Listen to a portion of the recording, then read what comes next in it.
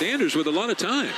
Throws it out to the right side, has a completed pass to Travis Hunter, and Hunter's still on his feet, dancing around, making a gain of 17. This is 365 Sports, powered by Sikkim365.com.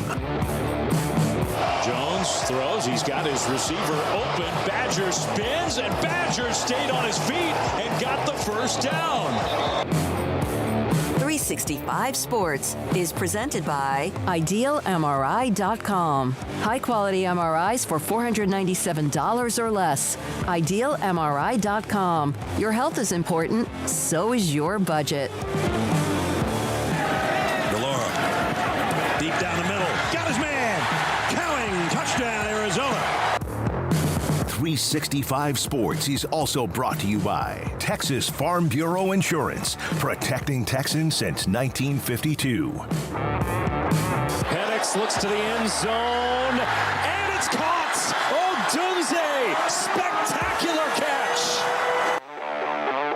Have you subscribed to our YouTube channel? Search 365 Sports on YouTube. Brought to you by TFNB, your bank for life. Quarterback keeper, rising with a seam. He's into the red zone. He's inside the 10. 365 Sports is turbocharged by Unite Private Networks. Find out more at uniteprivatenetworks.com. Nix, pump fake, takes off. Into the clear. Bo Nix. There he goes. He won't be caught. He's done it again. Now here's David Smoak, Paul Catalina, and Craig Smoak. We are back in the same studio, all three of us. Craig is back from vacation. Paul, David Smoak, Craig Smoak. This is Paul Catalina. You didn't want to be Paul Smoak, but Paul Catalina, Craig and David Smoak. 365 Sports, here we go. And so much still the unknown. Realignment, for the most part, had its big week last week, even the week before. And there's always more that might happen because of how reactionary teams can be or conferences can be. And we're going to try to get into all of that. Look at some of the quotes from coaches who have been a part of what will be the movement to the Big 12 and or Big 10. Today we hear from former Baylor, but he's at Temple. Phil Snow was at Arizona State. He'll join us today. Scott Mitchell, remember, joined us about a week or so ago. Just a couple of minute voicemail he sent me Friday night about Utah. Had Jake Fisher, played at Arizona. His thoughts, Jake Butt from the Big Ten Network, plus Dan Wetzel, Yahoo Sports, Paul's Top 5, and more. So, Craig, you missed it all. You didn't. You were obviously paying attention, but I missed the Colorado week. You missed the last week. We're going to have you on Friday, but, you're in the middle of vacation. But your summary of just where we are today and how long it took to get to on Friday. Yeah, there's glad to be back. What's up, chat, and everybody out there listening or watching or whatever you're doing. Came back at a great time where we have football practices underway, but, of course, there's all of this other stuff as well, which seems to have taken precedence.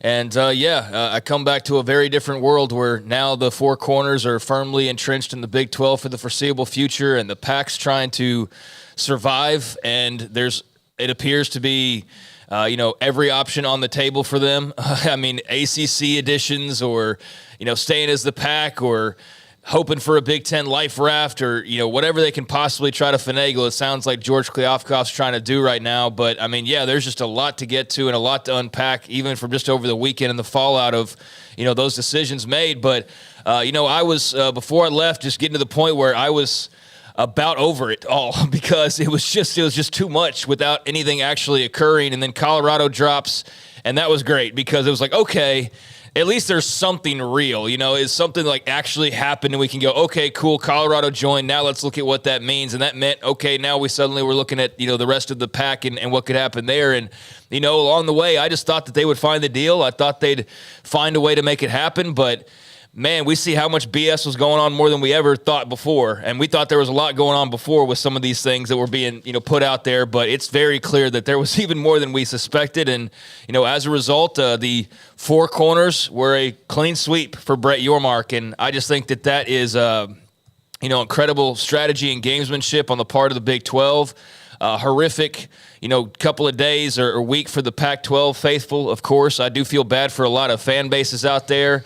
But from the Big 12's perspective, they talked the talk, they walked the walk, they went out and made it known what they were going to try and do, and they pulled it off. And I'm just amazed, surprised, and ready to break it all down. All right, well, let's try to do that, and we will. And there's even a couple of notes today.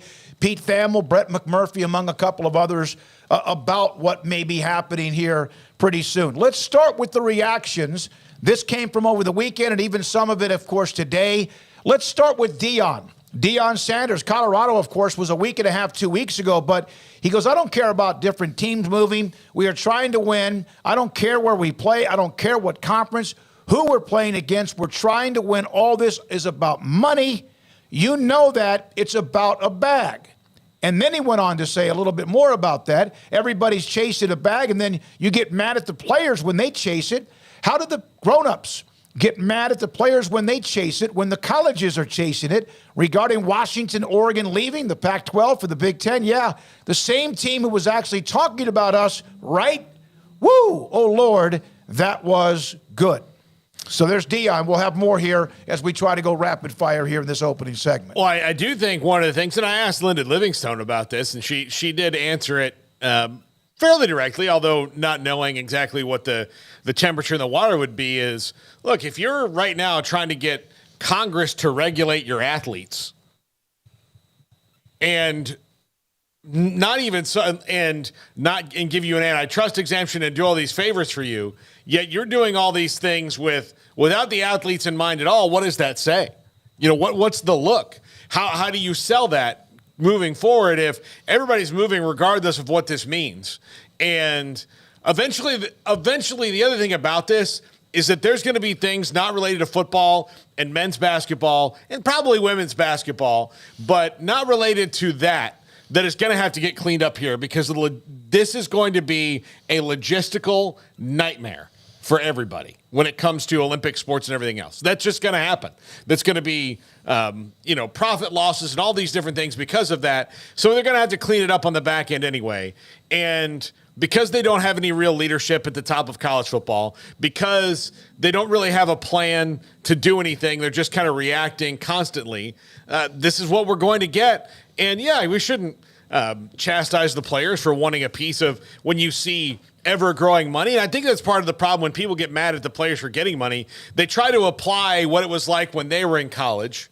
And that could have been in the 70s when Barry Switzer told us he was making $38,000 a year. Mm-hmm. Well, yeah, when that $38,000 turns into $3.8 million, turns into $7.8 million, turns into probably $10 million a year for a coach, and each college is going to get $40 to $80 million a year from a TV company, then you start going, well, what money are you trying to save here from me? Well, that's one of the reaction areas I saw were some athletes from the Pac-12 about their travel. They went to certain schools, softball, etc., and what their concerns are, and there will be some sort of, I guess you could say, change in the market on how that is viewed, or maybe there will be separate conferences when it comes to other sports outside of perhaps football, and even though who knows what happens with men's basketball. So that's Deion.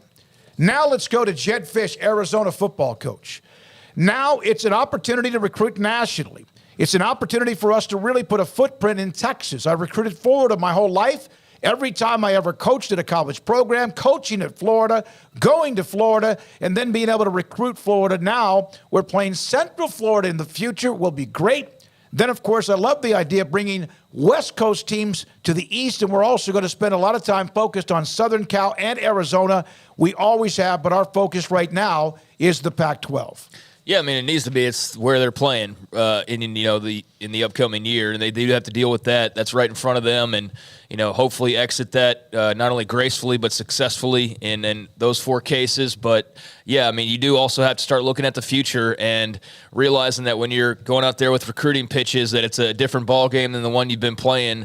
And I know, Kenny Dillingham, for example, is brand new, so to speak, as far as the head coaching role goes. But you're very aware of your history and what you've been doing, but now you've got to be very aware of what you don't know and the things that you do know and how you can put those together and really get a nice jump start on what this new landscape is going to look like. So I've seen the Arizona State reactions over the weekend. I saw now some Arizona reactions, and they seem fired up and ready to attack Texas, ready to attack Florida, like you would want your football staffs to react, rather than maybe like some of the other leadership has acted poo-pooing the ideas or saying they're not going certain places and things like that. The coaches have to have a different mindset, and that's clear by that. And I'm sure they are in many ways. Like, it is bittersweet, but I think also the fact that you do have this new landscape and these new opportunities, I do think that's got to be exciting, especially for recruiters. All right, Arizona State's Kenny Dillingham, perhaps maybe the only one that appears on your campus, but here's what he said. I definitely think it allows us to go into different homes that maybe didn't want to come play for us because the region we would have played away games now, traveling to Texas, traveling to Oklahoma. We need to recruit Oklahoma now. That's a place that in my past, I'd find guys out of it when I was at Memphis. Also, we get a little bit more aggressive in that region of the country, but make no beans about it. We're going to recruit Arizona. We still have to recruit California. If we look at where we need to recruit, I think we're recruiting right now is the staple. And maybe we have the opportunity to recruit a few more in Texas, Oklahoma, Louisiana area region, and we'll take advantage of that. Now, Craig mentioned that not everybody was hugs and kisses. Ray Anderson, the Arizona State AD, this is Brett McMurphy with a quote from Ray Anderson on the move to the Big 12. We know President Crow went through broken glass and hot coals to get to this. I promise I'm not going to Morgantown. I'm going to sign that to Deputy AD Gene Boyd. He can go to Morgantown, but send me to Texas in the rivalry with Arizona and starting a new one with Brigham Young, Utah, BYU, Utah, and Colorado. Now, I don't think you could even say, well, wait a minute, you might have misunderstood the context. There's nothing there that you could have misunderstood. He made it clear. In reaction to that, Ren Baker, who has been on this show, who is the AD at West Virginia, there are two kinds of people in the world, people who love West Virginia and people who haven't been there.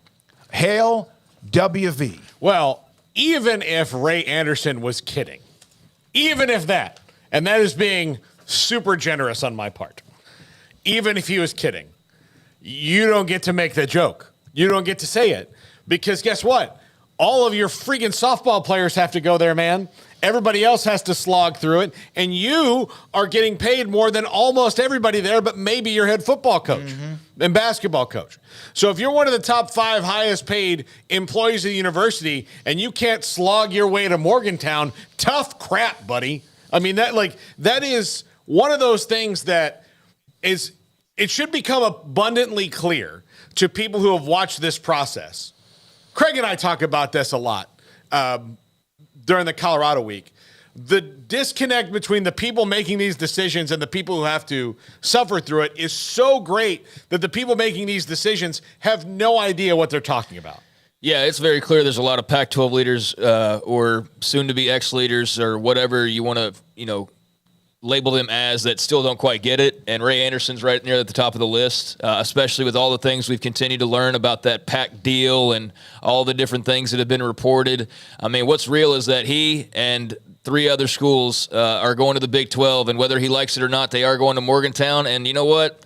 He don't want to be there. His loss. A lot of people have gone to Morgantown and come back with nothing but rave reviews about, the location and just the atmosphere for football and basketball and the fan bases and the beauty of the, nature and all of those types of things. I've heard a lot of great things. Ray Anderson clearly, lives in a little bit of a different world where he still feels he's above things. You think this last week would have brought him to his knees a little bit.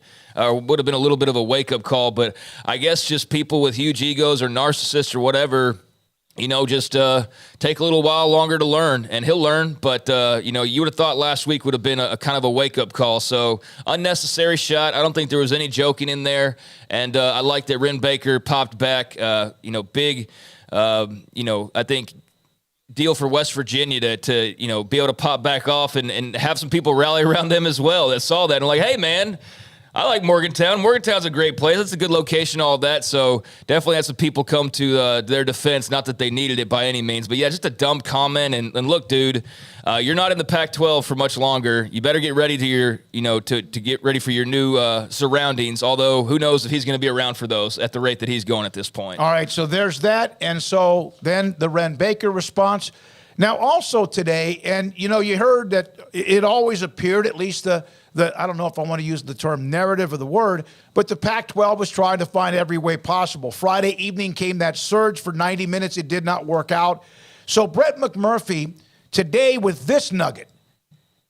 How committed was the Pac-12 to staying together? Following last Tuesday's meeting with Commissioner George Kliavkoff, a Pac-12 president contacted a Big 12 president and asked if the Big 12 could take all 9 of us except for Oregon State and Washington State.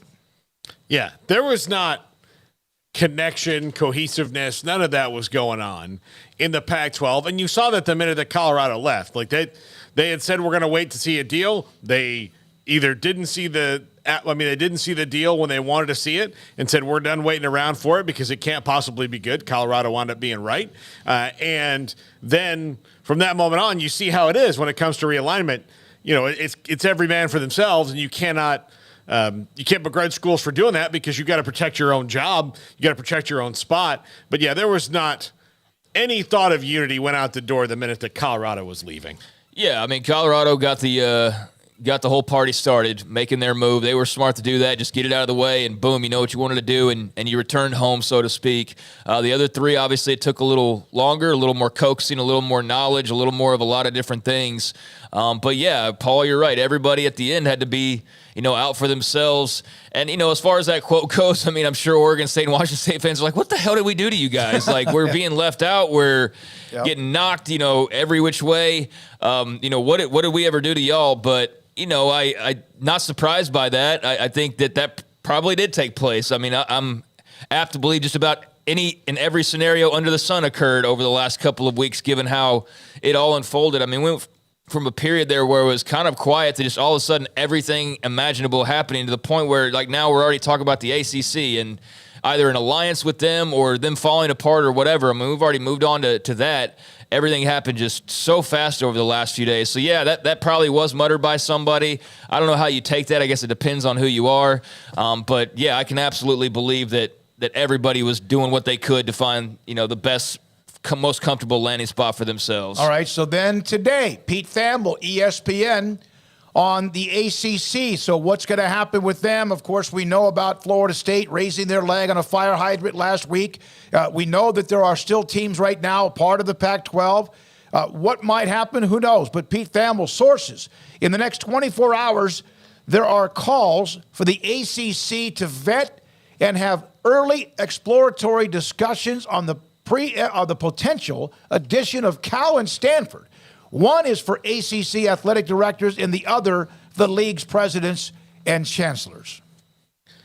I mean, good for Cal and Stanford if they can wind up back in a P5 league. But again, you're going to have 2 schools that are at a tremendously huge disadvantage in that every single one of their road games is going to be on the East Coast, as opposed to everyone else who will just have a few over there. So while they may have to do this, it's just, I mean, it stopped making sense. I mean, a long time ago, but this would, I mean, again, if they can stay in it and they have opportunities for athletes, that's great, but it's not going to be easy to wrap your head around.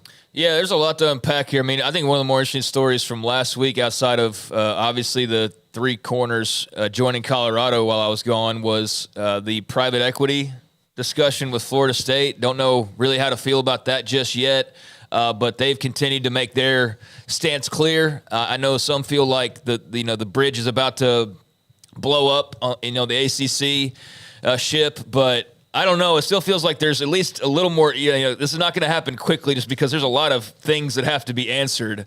It's not just as simple as like pay your buyout and everything. I don't know. There's just a lot to unpack there. But I know the idea here is stemming that off, right? You add those schools, and in theory, the idea is that it would reopen your TV deal and that you could get more money, and then that could potentially satisfy your barkers like Florida State, for example, and make them happy and whole. I'm just failing to see how they would bring that much money to make that happen. Nobody was excited about them in the first place. Right, like they're just out there right now, and they're maybe joining the ACC, or maybe they relent and finally join the Big 12, or maybe they stay together and they form the Pac-WAC AAC combination, or maybe they go independent, or maybe they do that. I just don't see. I would need to see numbers and charts of all things to explain how those two would bring enough extra money to the table to satisfy Florida State alone, much less the rest that are, potentially looking for a way out of the ACC earlier than, the lengthy decade plus remaining on their contract. That just doesn't make sense to me. But I think, if you're those two and you're Oregon State, you're Washington State, you're looking at every possible scenario. Yeah. So that story makes sense from that regard, but it doesn't make much sense from other, glances. Here's one of the things. If it doesn't add more money to each team in the ACC, why do it? Yeah, it doesn't make any sense. Only way, and I said this earlier, and again, I'm just absolutely just kind of throwing out the idea here, is if you add somebody that does bring in some value, maybe then they change the length of the contract and renegotiate it where everyone gets a little bit more and it's not as long. That is about the only way I could see that happening. Brett Bingham, why go to a conference that has teams actively trying to get out like an FSU? It's another error and bad judgment, in my opinion. Carmelo, adding them, is it going to prevent the 7 and 8 teams in the ACC that want to leave already? Well, it's not going to. Remember, what Florida State and probably any subsequent team that would potentially leave the ACC are asking is to double their money. Like, that's why private equities come into this. That's why all these things have happened around FSU, because they're not seeking just to get out of an expiring contract because it's not expiring. They're trying to double their money as fast as they can. Well, they're not going to do that. Yeah, but I don't care about it. They're not. That's a negotiation. Yeah, if you want 50, you ask for 75. But that's their. But right now, that's their contention, right, which is why it makes even less sense to me that they think it can happen like that. Well, and that could be that just trying to, trying to find some stability. Whether Cal, Stanford bring that to the table, with all due respect to those schools and athletic departments, that remains up in the air. Well, I mean, they would bring late night games potentially in that reworked TV deal. They would bring new markets. They'd bring obviously, the Bay Area and some West Coast flavor. So there is that. But yeah, it's only 2 teams, and so that would be really complicated for those 2 schools. A lot of additional travel costs, and how much money do they end up bringing to the table? But the part about the shortened contract, that seems like it maybe be one way. I don't know if you're the ACC why you're really agreeing to that, though. You got to have, what's your catch? Like, what benefit do you get out of bringing them in if it's for less money and it doesn't satisfy everybody, and then you shorten your that just sounds like it's playing right into the hands of those that want to leave more so than it's playing into the hands of the ACC. So we definitely need to hear more details on why that would make sense. But again, if you're Cal, Stanford, Oregon, Washington, the leftovers in the Pac-12, you're trying to find any suitable landing pad and exploring everything. So that's something to keep an eye on, because clearly eyes are on the ACC now, still on the Pac. Still very much on those 4 and what's going to happen with them, because it affects a lot of different things. But it does, make sense that the ACC is a part of the mix, because they are very clearly in the midst of their own turmoil at the moment. Yeah, the Pac-12 is on the clock, but they have been. The ACC is trying to figure some things out. Even the Big 12's not done because of the possible additions. And you see, and now that a lot of what the smoke has cleared, all that, remember the questions about UConn? Maybe they jump right back in it now that the ground, or at least the carpet, has been laid. Chris, Super Chat, thank you. Craig, last week we had Super Chats of $199.99 and $150. Is it one show, Garrett? Am I right? That was in one show. One show. It was a phenomenal deal. We appreciate all of that. From Chris, guys, Florida State has become problematic for the ACC. Are there any protections in the grant of rights to not damage the ACC and the ESPN brands with their complaints? Well, if there are, FSU clearly not worried about them. I mean,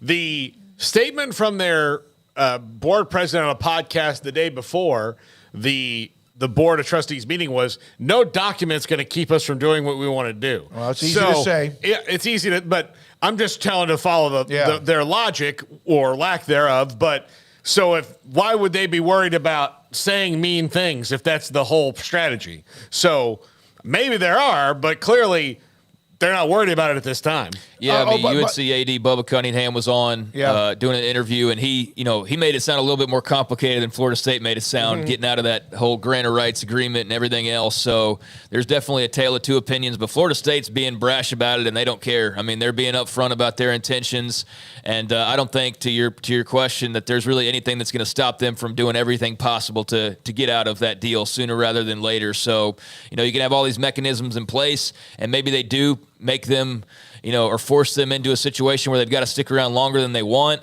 But ultimately, Florida State is going to find a way before that contract runs out to get themselves out of the ACC. It feels like that's inevitable as anything else. But Juan M. Juan M. is the one that fired up the $250 super chat. Salute to 1M. Yeah. I missed out on that. Missed out on a lot of things. Obviously, like you bring up the UConn thing. The last time I was here, they were, the discussion was Colorado and UConn were going to be 13 and 14. And, then Colorado dropped right before I left. And that changed everything because then all of a sudden the Pac's really in play. And so at that time when we were talking about UConn last, no, I didn't like the idea of them as school number 14. I thought that would have been a letdown, just them in Colorado, all due respect. But now that you've added all four corners, just like you said you wanted to, which is amazing that they said that for like an entire year. They're like, we want the four corner schools, whether it was through Dennis Dodd or through, macros or whatever. They let it be known, and then they went and did it, and that's still amazing. But now that you have those schools secured and you're looking at 15, 16, okay, now that makes a bit more sense. But I know there's still a lot of, speculation about basketball only. Is Gonzaga in play? Is it basketball additions? Are we doing football? What's that like? So yeah, there's still a lot of possibilities out there for the Big 12. And so, the Big 10's obviously made their move. The Big 12's made some moves. The ACC's trying to make some moves happen. The Pac-12's obviously trying to make some moves happen. And the SEC, I don't trust them for 1 second that they're just sitting there all fat and happy. No, they're not going to do that. It's as crazy as it's ever been, and even crazier than when I left, because the questions that were answered just led to more questions actually than anything. So for realignment folks, it is a very interesting but very exhilarating time to be sure. All right, so we will hear from former Baylor. He's at Temple, Arizona State, longtime coach. He's retired now, Phil Snow, who still lives in the Waco area. A phenomenal guy. He used to coach at Arizona State. He's been in the NFL. He's going to join us. Phil Bennett tomorrow coached at Arizona State. He'll join us tomorrow. But also former Arizona linebacker Jake Fisher, his response. Jake Butt, who played at Michigan, now part of the Big Ten Network, and his thoughts about Oregon and Washington. We've given out the top 25. Garrett, did we ever do that? No, we have the top 25 still. Before we break, there is actual, football news. The college football top 25 polls are starting to come out. The coaches poll, Georgia, Michigan, Alabama, Ohio State, LSU. And then Garrett listed everybody else with USC, Penn State, Florida State, Clemson, and Tennessee. You have Washington, Texas at 12, followed by the rest of the top 25. Notre Dame, Utah, who Baylor plays in week 2. Oregon, who, of course, plays Texas Tech immediately, right off the top, pretty close to it. TCU, there's Big 12. Kansas State, Big 12. There's Oregon State, who's kind of like, where are we now? OU at 19. 20.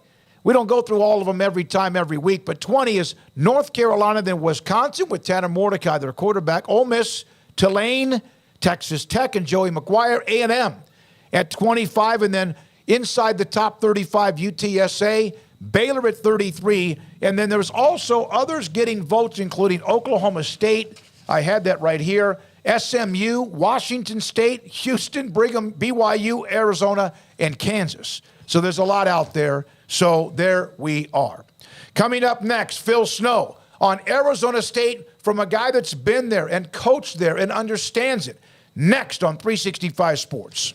The Make This the Summer sales event is going on now at Allen Samuels. Get amazing deals on new Ram trucks, cheap SUVs, Chrysler minivans, or a sporty Dodge. Shop online or visit us today at Allen Samuels in Waco. Come by. Let's be friends. The future's bright. The time is now. College is what you make it. It's a late-night pizza run and all-nighters coding a new project. It's having big dreams and making them a reality. It's a professor who knows your name and your story. It's preparation for your future, your calling, your life. And at Baylor, it's even more. Baylor, where lights shine bright.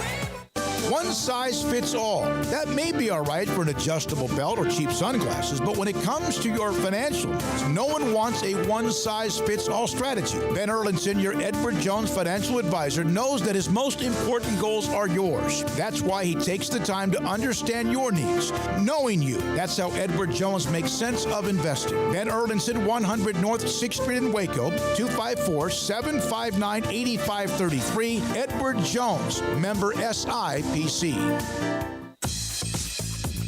Baylor Scott & White Southwest Sports Medicine and Orthopedics, the team physicians for Baylor Athletics, diagnosing and treating all sports-related injuries, including concussions. These specialists also provide orthopedic services for athletes and non-athletes alike, whether it's knee or shoulder pain, a wrist injury, orthopedic spine care, and even an arthritis and total joint clinic. Trust the doctors Baylor Athletics trust. Baylor Scott & White Southwest Sports Medicine and Orthopedics wants to get you back in the game. TFNB Your Bank for Life is the official local bank of Baylor Athletics. Find out why more Central Texas are making TFNB their bank for life. Sign up for our Edge checking and savings accounts to earn interest or cash back. With 5 convenient locations and an award-winning mobile app, banking has never been easier. TFNB Your Bank for Life. Member FDIC. Pioneer Steel and Pipe opened their doors in 1943, and they have never wavered with their focus on great product and customer service, relationships with a handshake, making sure you, the customer, is satisfied. Their new facility is now twice the size, allowing new inventory, higher quantities, and in a much more organized fashion. In addition to the long lengths in tubing, angles, channels, rods, and flat, Pioneer Steel and Pipe now offers several shorter, more convenient lengths of material already cut. Their 2,500 square foot showroom has over 1,000 new products in stock, new welding supplies, hardware, quickcrete, and do-it-yourself components for any project, whether you are a professional contractor or weekend warrior. The new facility is designed to make your loading experience faster and more efficient, with easy drive lanes around the building and much more room to get your trailer loaded. Our location may have changed, but our values haven't, and our relationship with customers goes much farther than just business. Pioneer Steel and Pipe on Loop 340 and Highway 6, and just east of I-35 in Waco. Parenting is full of surprises. You never know what to expect. So after our son was born, I called my Texas Farm Bureau insurance agent to set up a life insurance policy in case something happened to me. Sawyer is now 2. And we'll soon have a sister. There's no one else I would trust with protecting my family. Stop by and see our agents at one of our 3 McLennan County locations. Coverage and discounts are subject to qualifications and policy terms and may vary by situation. This is 365 Sports. The 3 o'clock hour is sponsored by Waco Custom Marketplace. Meats, sweets, Texas treats, and a cut above the rest. 425 Lake Air Drive, Waco. Phil Snow is now retired, and that's too bad because he's a great football coach. Still has his home here in the Waco area, former Baylor defensive coordinator, NFL coordinator, and then also was, well, at Arizona State University when they had their heck of a run back in the mid to late 90s. He joins us from Idaho with Craig Smoak, Paul Catalina, and David Smoak. Coach, great to hear from you. Great to have you on the show and your knowledge. So when you heard Arizona State would eventually be added to the Big 12 from the time you were there, and they seemed like they tried to fight this as much as they can, your thoughts about the Sun Devils to the Big 12? Well, hello to everybody there. Good to hear your voices. You know, I'm an old-fashioned guy, and I spent 18 years in the Pac-10. Now it's the Pac-12. I guess it's the Pac-4 now. But you know, I just hate to see that conference broke up the way it's broke up. So, you know, but you know what? I'm not sure people really care about history anymore, younger people, and so you just got to adjust to the times. And we're going to have these super conferences now, I guess, and I'm sure Arizona State's looking forward to playing in the Big 12. From a coach and a logistical standpoint, for football, it's not really as big of a deal. For every other sport, it's going to be hard because you play more than one game a week. But how do you think the student athletes will react to this? Do you think that they'll that they'll enjoy it, at least for football. I don't know about everybody else. Still in football, when you have to travel 3 or 4 or 5 hours on an airplane and you have to travel through 2 time zones, that's a tough deal in college football. Before in the old days, we used to say for every time zone, you add a time zone, you got to leave a day early. So, it's just going to be rough on the athletes. They may like it initially, but as the thing goes, you play 6 league games away or 5, and you're traveling 3 or 4 hours and you're getting home late on Sunday. And, it's going to be a burden on the athletes. And so it'll be interesting to see how that unfolds. It's like Washington is going to the Big Ten. And can you imagine going from Washington to State College? I mean, that's a heck of a trip. So I think that's going to really affect the athletes year after year. And I'm not sure they're going to enjoy that part of it. Coach, just from your experiences, in the Pac-12, now Pac-4, and whatever it's going to end up being here over the next few weeks, is there, just some prevailing memories, a couple things just about being in that conference specifically or playing some of those teams, being a part of a program there that stands out to you that will be a memory that you carry regardless of whether the Pac sticks around or not? Well, the rivalry games. I coached at Cal Berkeley, and we played Stanford in the big game. And that was a treat. Everybody drank wine and ate cheese and didn't really care who won in that one. Then I went to Arizona State, and you got Arizona State playing Arizona, and they want to kill each other. That was a heated rivalry. And then I went to the UCLA, and we played SC. That was a big rivalry. And then I went to Washington, and we played in the Apple Cup. So, all those games are gone now, which is a shame. That's history. And, I think the Pac was 108 years old and now no longer exists probably. So, that for older people, I think that's a big deal. I think for the younger generation, they really don't care. So, I have fond memories of those big games. Some just unbelievable wins and some unbelievable losses. So it was a great time in my life. I spent 18 years in the league, so it was fun. Of all the teams where you coach, Cal, Washington, UCLA, Arizona State, Cal's the one still right now trying to figure out their future. And you mentioned that game with Stanford, and so are they. Which of the schools, Arizona State, Washington, or UCLA, do you feel like at the next year might be in best position to succeed? Because Washington, we know, is really good. UCLA, Kelly's done a really good job, and Arizona State's trying to build something with the young coach in Dillingham. Yeah, see, I really think that Washington is one of the best jobs in that conference. And, it's proven that the amount, you look at the pro football players they've had over the last, 10, 12 years is unreal. So, I think they're going to do well wherever they go. Obviously, I think SC, SC is the name out west. All the kids want to go to USC if they don't go to the SEC or the Big 12 or wherever they go. So, but I think Arizona State will struggle just like they struggled in the Pac. If you look at Arizona State's history, they haven't won very much. Look at all the records of the head coaches there, and there hasn't been a lot of wins. U of A is the same thing. So I think those two schools are, will struggle no matter what conference they're in. So, that's kind of how I see it. Phil, Arizona State in particular to me, and we were, Garrett and I actually, when we were at the Super Bowl, we went on campus and saw a show there. And it's an unbelievable campus. It's in a great area. It seems to me like they have not, especially since, and we had Jake Plummer on the show on Friday, and he said to tell you hello. Yep. But since that era when you were there, they've done less with more than maybe a lot of schools in the Pac-12 would have. Yeah, I would agree with that. It's a fantastic place for people our age and your age and to go and visit. And you say, God, how do they not win here? But, a lot of the kids don't like the heat. They're not getting the caliber of player that you think they're getting, and they're not keeping all the in-state kids. The in-state, there was probably about 12 really good players when I was at Arizona State. Now there's 24 to 30, and they're not getting their share of them.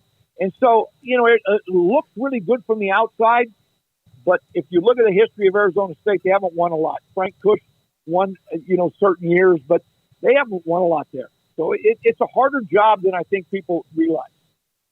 Coach, you also know the state of Texas pretty well, and I've already seen, some of the coaches from these Pac-12 schools starting like, hey, Texas, they're already starting to turn their focus. But knowing how you guys came in and just knowing from your experience over the years, what kind of a challenge is there for schools like Arizona, Utah, et cetera?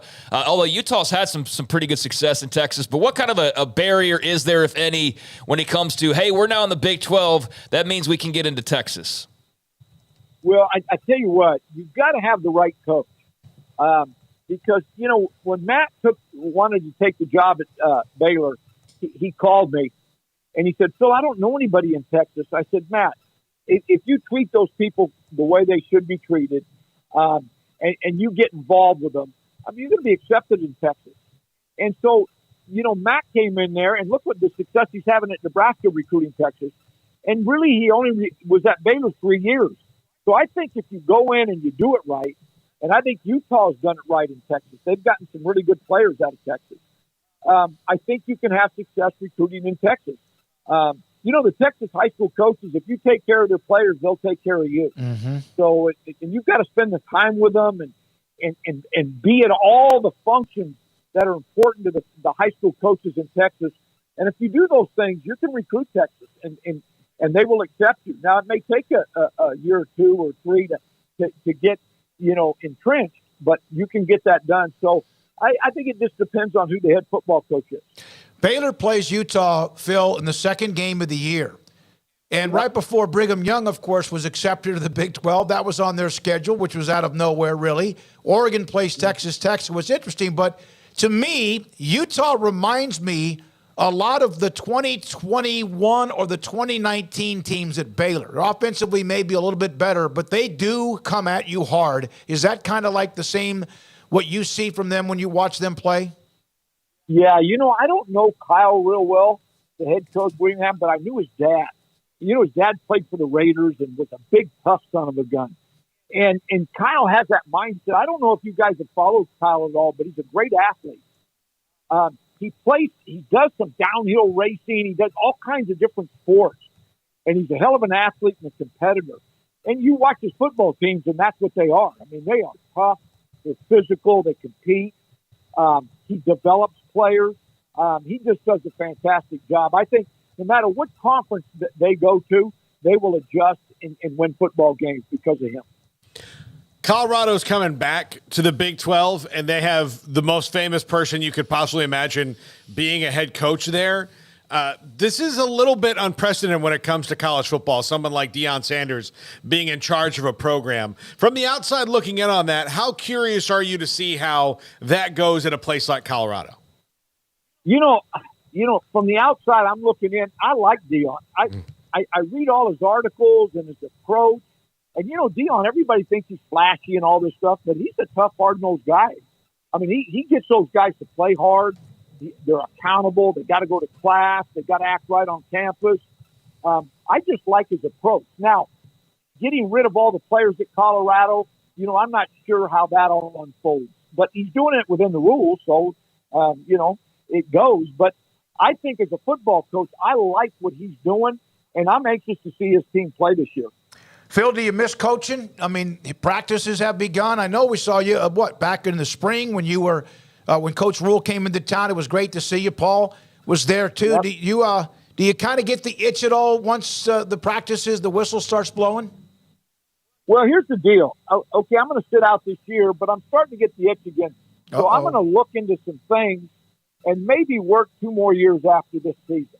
So I might do that. So, but I don't need to, but I'm starting to get the itch again. So I'll see how this season goes, and I may get back involved. How much would the transfer portal and now what we have with NIL, how much would that have affected you recruiting a player? Would you have been able to kind of morph into that and understand it and move on? I think so. you take a guy like Saban. He's an old school guy that has just keeps adjusting to the times.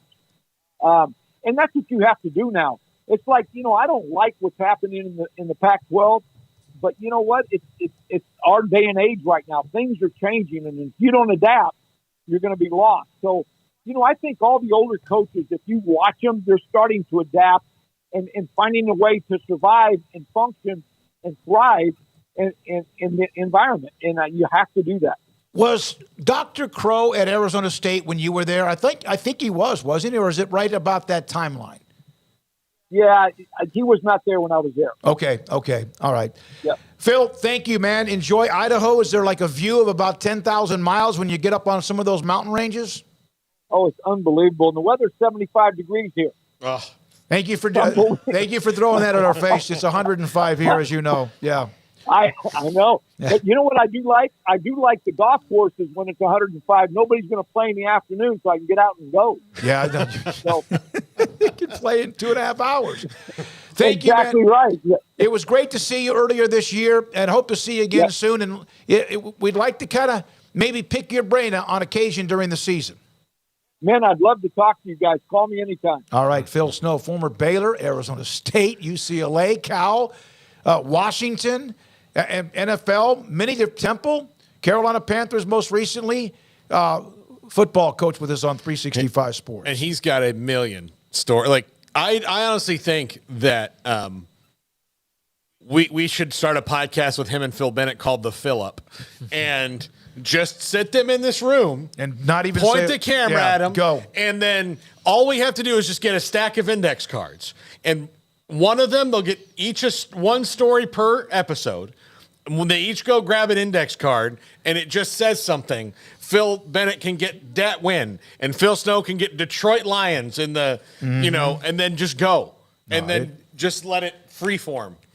The stories he could tell. And he was on that staff when Arizona State beat two-time defending national champion Nebraska, shut them out after giving up 72, I believe, the year before in Lincoln. When we come back, more and more to get to. A couple of notes. Mike Gundy, his thoughts about college football, where it's going, from a Max Olson tweet. Coming up, Jake Fisher, former Arizona linebacker. All three of us here today, 365 Sports. IdealMRI.com in the Central Texas marketplace. Rob Maxey, Dr. Maxey, one of the partners, and it was his idea.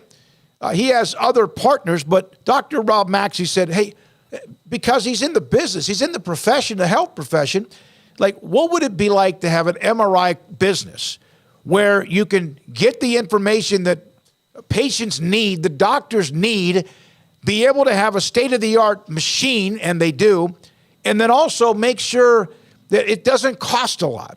$497 can be a lot for whoever you might be, for anybody. But when it's an average of $1,100 for an MRI, and that's the average, then $497 is a heck of a deal. And it might be less. Dr. Maxey has shared stories with me. A woman that came up from Austin whose insurance would not help. The deductible was too high, and she got an MRI when she needed it for $497. Her doctor, and of course she herself, were able to get the information, the images immediately. The story about a patient who came up from Houston because the MRI cost down there was massive, came here to Waco, drove 3 hours back. He didn't have to sit in the line at a hospital for a couple of hours or so, and $497, got his information, so did his doctor. It was worth the wait. He had a tank of gas, basically, is what it cost him. Ideal MRI, I've been in the machine 3 different times. I think actually 4, but it is fantastic, and the Texan specialists are really good at what they do, and it never cost me more than $497 at IdealMRI.com in the Central Texas marketplace in Waco. Pizza, burgers, and Bears football. There's no place around Waco that serves them all other than Bubba's 33. Come show your green and gold and enjoy some of Waco's best food and beverages while watching your favorite team, the Bears. When real Bears fans get hungry, Bubba's 33 is the #1 spot for ice-cold drinks, hand-stretched, stone-baked pizzas, and bacon-infused burgers. Join us for indoor or patio dining. Bubba's 33, Waco's restaurant and proud supporter of Baylor Bears football. Sick 'em, Bears. Riverbend Liquor and Wine now has 2 locations to serve you. The original on Lakeshore Drive at North 19th Street and the brand new spot in downtown Waco at 600 Franklin Avenue. If you're looking for the best in craft beers or local Texas bourbons, then the original is the place to be. And for the latest trends and online phenomenons, head downtown to the Franklin location. Either way, you're going to get the same great variety, customer service, and speedy experience. Check out both locations on their Facebook and Instagram pages. And if you can't make it to Riverbend, DoorDash is available to bring it to you. Riverbend Liquor and Wine, Lakeshore Drive at North 19th Street, and now downtown on Franklin Avenue. Do you or your kids get nervous about going to the dentist? Stonewood Dental, Dr. Steve Childress, he can help. I've spent a career taking care of patients who as children had bad experiences, and now they're adults that hate going to the dentist. If I get a kid at 3 years old and they come every 6 months and it's a happy experience, it's normal for them. Now they have an accident at 6 or 7 or 8 at school. Now they have a broken tooth or a trauma, and they have to come here. They're used to lights, they're used to water in their mouth, they're used to experience, they already trust us. It's amazing what we can do with that kid without it being a negative thing. But if I see a 6 or 7 or 8 year old that's never been to the dentist, and now they have a trauma or an unfortunate unexpected toothache, it's harder to do that for that kid and it not be somewhat of a negative experience. So bottom line is I try to teach kids and adults and teenagers and everybody the way I'd want my family treated, which is where it's a necessary part of life. You just take care of it. It doesn't have to be that big a deal. Learn more, stonewood-dental.com. Let Camille Johnson Realtors guide you seamlessly through the process of buying your dream home or selling your current one. Commercial, farm and ranch, or residential, Camille Johnson Realtors can smoothly and successfully lead you through any transaction. With a team of 28 experienced agents who are excited about serving you, Camille Johnson Realtors services the entire greater Waco area. If you're in the market to buy or sell, contact Camille Johnson Realtors, 104 Midway Center in Woodway, or find them online at www.camillejohnson.com. Camille Johnson Realtors, elegant, charming, warm. Welcome home. Stepping into a new pair of boots is great, but stepping into the boots of a U.S. Army officer can also add confidence and leadership skills to your son or daughter's career path. There are more than 150 occupational specialties to help them find the best fit for their future. See all the things your son or daughter can achieve in our boots at GoArmy.com. U.S. Army Waco Recruiting Company, 254-598-8131 or 254-776-1543. This is 365 Sports, powered by Sikkim365.com. Enjoying the show? Hit the like button and subscribe. This 3 o'clock hour winding down. Thank you for the time you give us wherever it is or however it is, whether it's in the chat room, listening online, watching us on 365 Sports. We appreciate it. And the app, sponsored by Alan Samuels, Dodge Chrysler Jeep Ram Fiat, is rocking along too. So here's Brett Coleman on Utah. And this is kind of the way I think that they do play. The Big 12 is absolutely not ready for the ball of razor blades and napalm that is the Utah football program. Well, we'll see what they are in a year, you know, when that actually happens. I don't see them dropping off any. I think the Big 12 is a good fit for them. I thought that before they joined the Pac-12, the Big 12 would have been a good fit for them. I think that was they culturally fit, football-wise they fit, all of that. It's different, like Utah. And I watched the press conference today with the president and the AD, Mark Harlan, who very famously, you know, got burned on Twitter for saying, "Oh, give me a break," that the 4 schools were going to join the Big 12 eventually on Dennis Dodd's article. But they were very, you know, accepting of what had happened. And it was obvious why Utah didn't want the Pac-12 to go away. They're winning the damn thing. Yeah. They're winning it. Like, it's working out for them. So why change horses in midstream if you don't have to? Now they have to, and they'll adjust. I think they'll be pretty good in football year over year, especially as long as Whittingham's there and still running the same system. Yeah, I mean, he's been there for a while now, and you do wonder. I saw some of the speculation, you know, about him. Just like, is this what he wants to do, you know, for the next 10 years? Does he want to play Big 12 football and deal with NIL and all of that, you know? And that was just purely speculation because that's a major change for that university. But, yeah, I mean, so long as he's there, they're going to be exactly as described. But I don't know. I think that describes some of the Big 12 programs as well. I think they're coming into a league where there's not – some fancy smancy superstar name at the top, but there are a lot of programs that are built similarly to Utah. I think that the clash with Baylor in week 2 ought to be really telling for both teams. I expect that to be a super physical game. But, yeah, I mean, they're going to come in and they're going to be ready to rip, and I think they're a great addition. The rivalry aspect with BYU, having another location out west, having, kind of a western side of the conference having formed now. They're going to be, a crown jewel of that. But, yeah, BYU, Utah, Arizona State, it's going to be, fascinating how they all mix it up as they, enter over the next couple of years. But Utah for sure is going to be a team that is going to cause a lot of people trouble and some headaches. But I think that they're, going to be on the receiving end as well, because K-State and, Oklahoma State and Texas Tech and TCU and Baylor and so on are not going to just bend over and, not be up to the task of matching them physically or mentally. So, yeah, it's going to be a lot of fun. I think they're a great addition, as all 4 are, but Utah in particular is a little extra spicy. There's a lot of polls that are being put up. Emory Winter, Levi. Is Levi remote right now doing some stuff? Yeah. I think he is. I want to make sure we include him. And what I mean by that, it means he's working. But Emory Winter and Garrett Ross here in studio. Jack McKenzie just walked in and out. He's out doing his thing, too. From Hayden Maxwell, $5 super chat. Cal and Stanford to the ACC. SEC wants Clemson, Florida State now. ACC is about to break. Now San Diego State and Oregon State to the Big 12. Everything is up in the air. Hayden, I'm not sure I agree with any of that. I'm not saying that there aren't problems in the ACC, but that's a lot of moving parts. But yet again, even though what we've seen happen, Oregon, Washington, Colorado, Utah, Arizona State, it is by no means over. You just mentioned every conference but the Pac as they still try to figure out what exactly they're going to do. So all the options you mentioned are on the table. I don't know how realistic all of them are.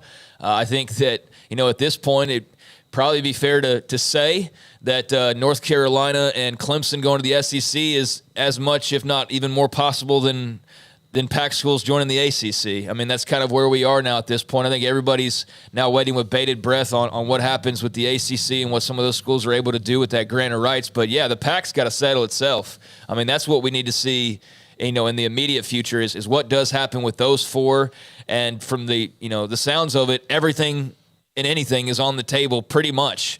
Maybe there's a school here and a conference there that just, it's off board, but it's all, it's all out there and under discussion, it appears at this point. And I'm fascinated to keep discussing and to eventually learn where all of this falls, because it is affecting each and every conference. And you wonder, hey, is the Big Ten just waiting in the wings like they were before, ready to be that last straw that breaks the camel's back to add another couple teams? Or is that the SEC's turn now with these ACC schools? Well, what does the ACC do? It's fascinating. And like I said at the start of the show, the big questions that we've been talking about for so long finally got answered. That was great. The downside to it was that it just popped open even more questions, but that's also kind of great too. Absolutely. By the way, Chris asking about Cal and Stanford, the Big 12. They're not coming to the Big 12. They don't want anything to do with part of the Big 12. Not that everybody, but there's certain schools that they just don't feel like politically or whatever that they're tied into. That's why the Pac-12 got into this situation in the first place when they talked about adding Big 12 schools even a couple of years ago. So that's not going to happen. That seems like one of those you can go ahead and put on the not going to happen list. Yeah, and just not even bring it up. Feel pretty confident about is Cal and Stanford not joining. Washington State, Oregon State, I mean, it seems like there's a possibility depending on how things fall, but not a likelihood. But I would say, like, if you're making statements or matters of fact type claims, then Stanford and Cal won't be joining the Big 12. Seems like about as strong of one as you can make at the moment. I agree. Yeah, I would think that Stanford would have to be so desperate. I mean, so desperate to walk. Same with Cal to walk that back with the Big 12. And we look at the San Francisco market, if that even is a part of it.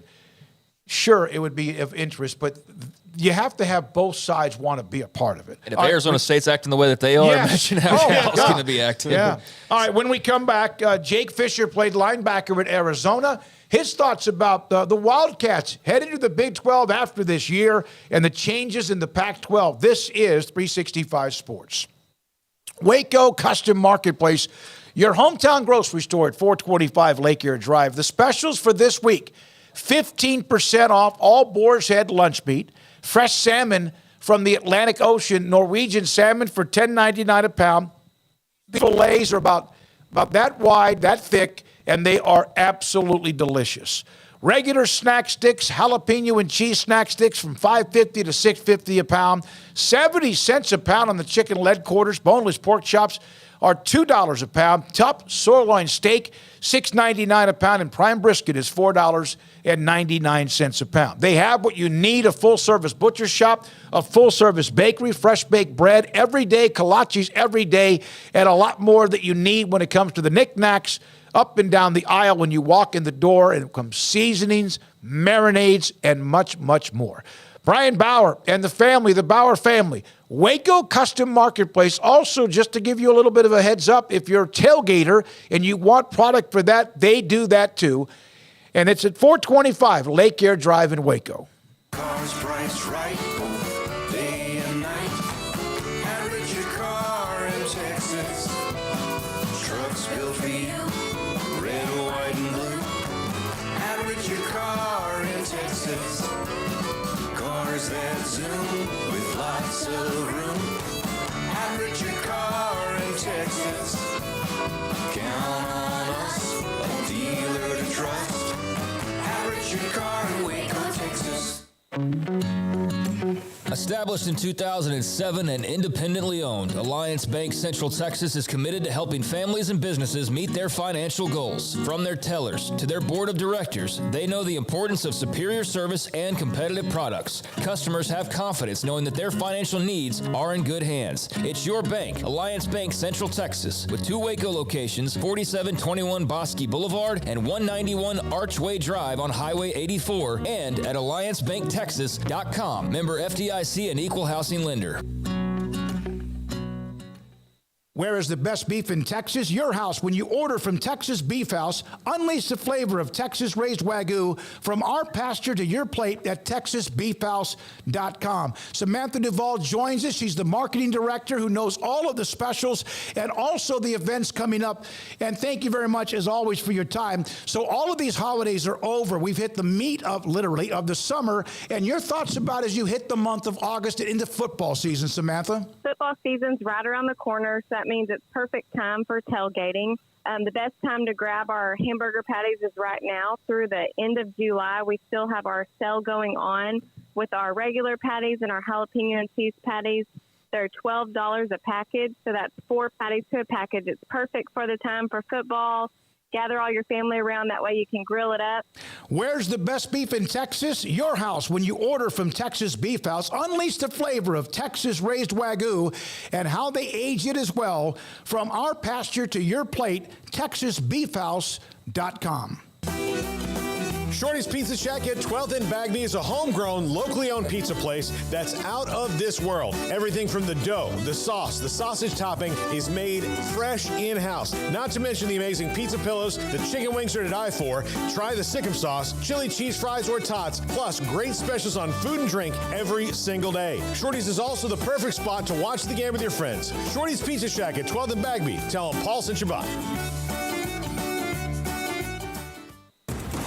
Did you know that 1 out of every 4 men have symptomatic low levels of testosterone and don't even know it? And if you think you're too young to worry about it, guess again. Low T levels can make you feel tired and grumpy, raise your cholesterol, and cause weight gain. Petty Clinic Low T can set up same-day blood screening and results. So if you're tired of being tired, call or go online at pettycliniclowt.com. It's a private clinic with an atmosphere catering to men. Affordable, only $165 a month, including lab work, office consultation, testosterone injections, and follow-up visits, compared to $300 or more a month in Dallas or Austin, and you don't have to drive 90 miles one way or the other and fight the traffic. Petty Clinic Low T has board-certified physician consultations and will provide the best form of brand-strength testosterone. Contact Petty Clinic Low T for increased energy, improvement in sexual desire and performance, mood, concentration, even a decrease in body and belly fat. Just off Highway 84 and Old Hewitt Drive in Woodway, pettycliniclowt.com.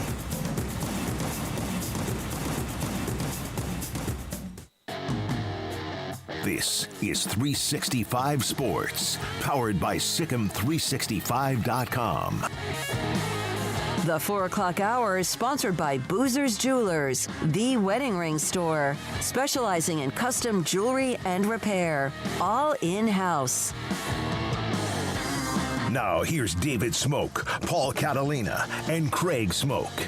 Friday was something really ever since back in July of 2021 with Texas and Oklahoma, and then 22 with USC and UCLA, and it all ended up with Colorado 1 week and then 3 others the next, including Arizona. Jake Fisher, former Arizona linebacker, joins us on 365 Sports with Paul, Craig, and I'm David Smoak. Jake, thank you very much for your time.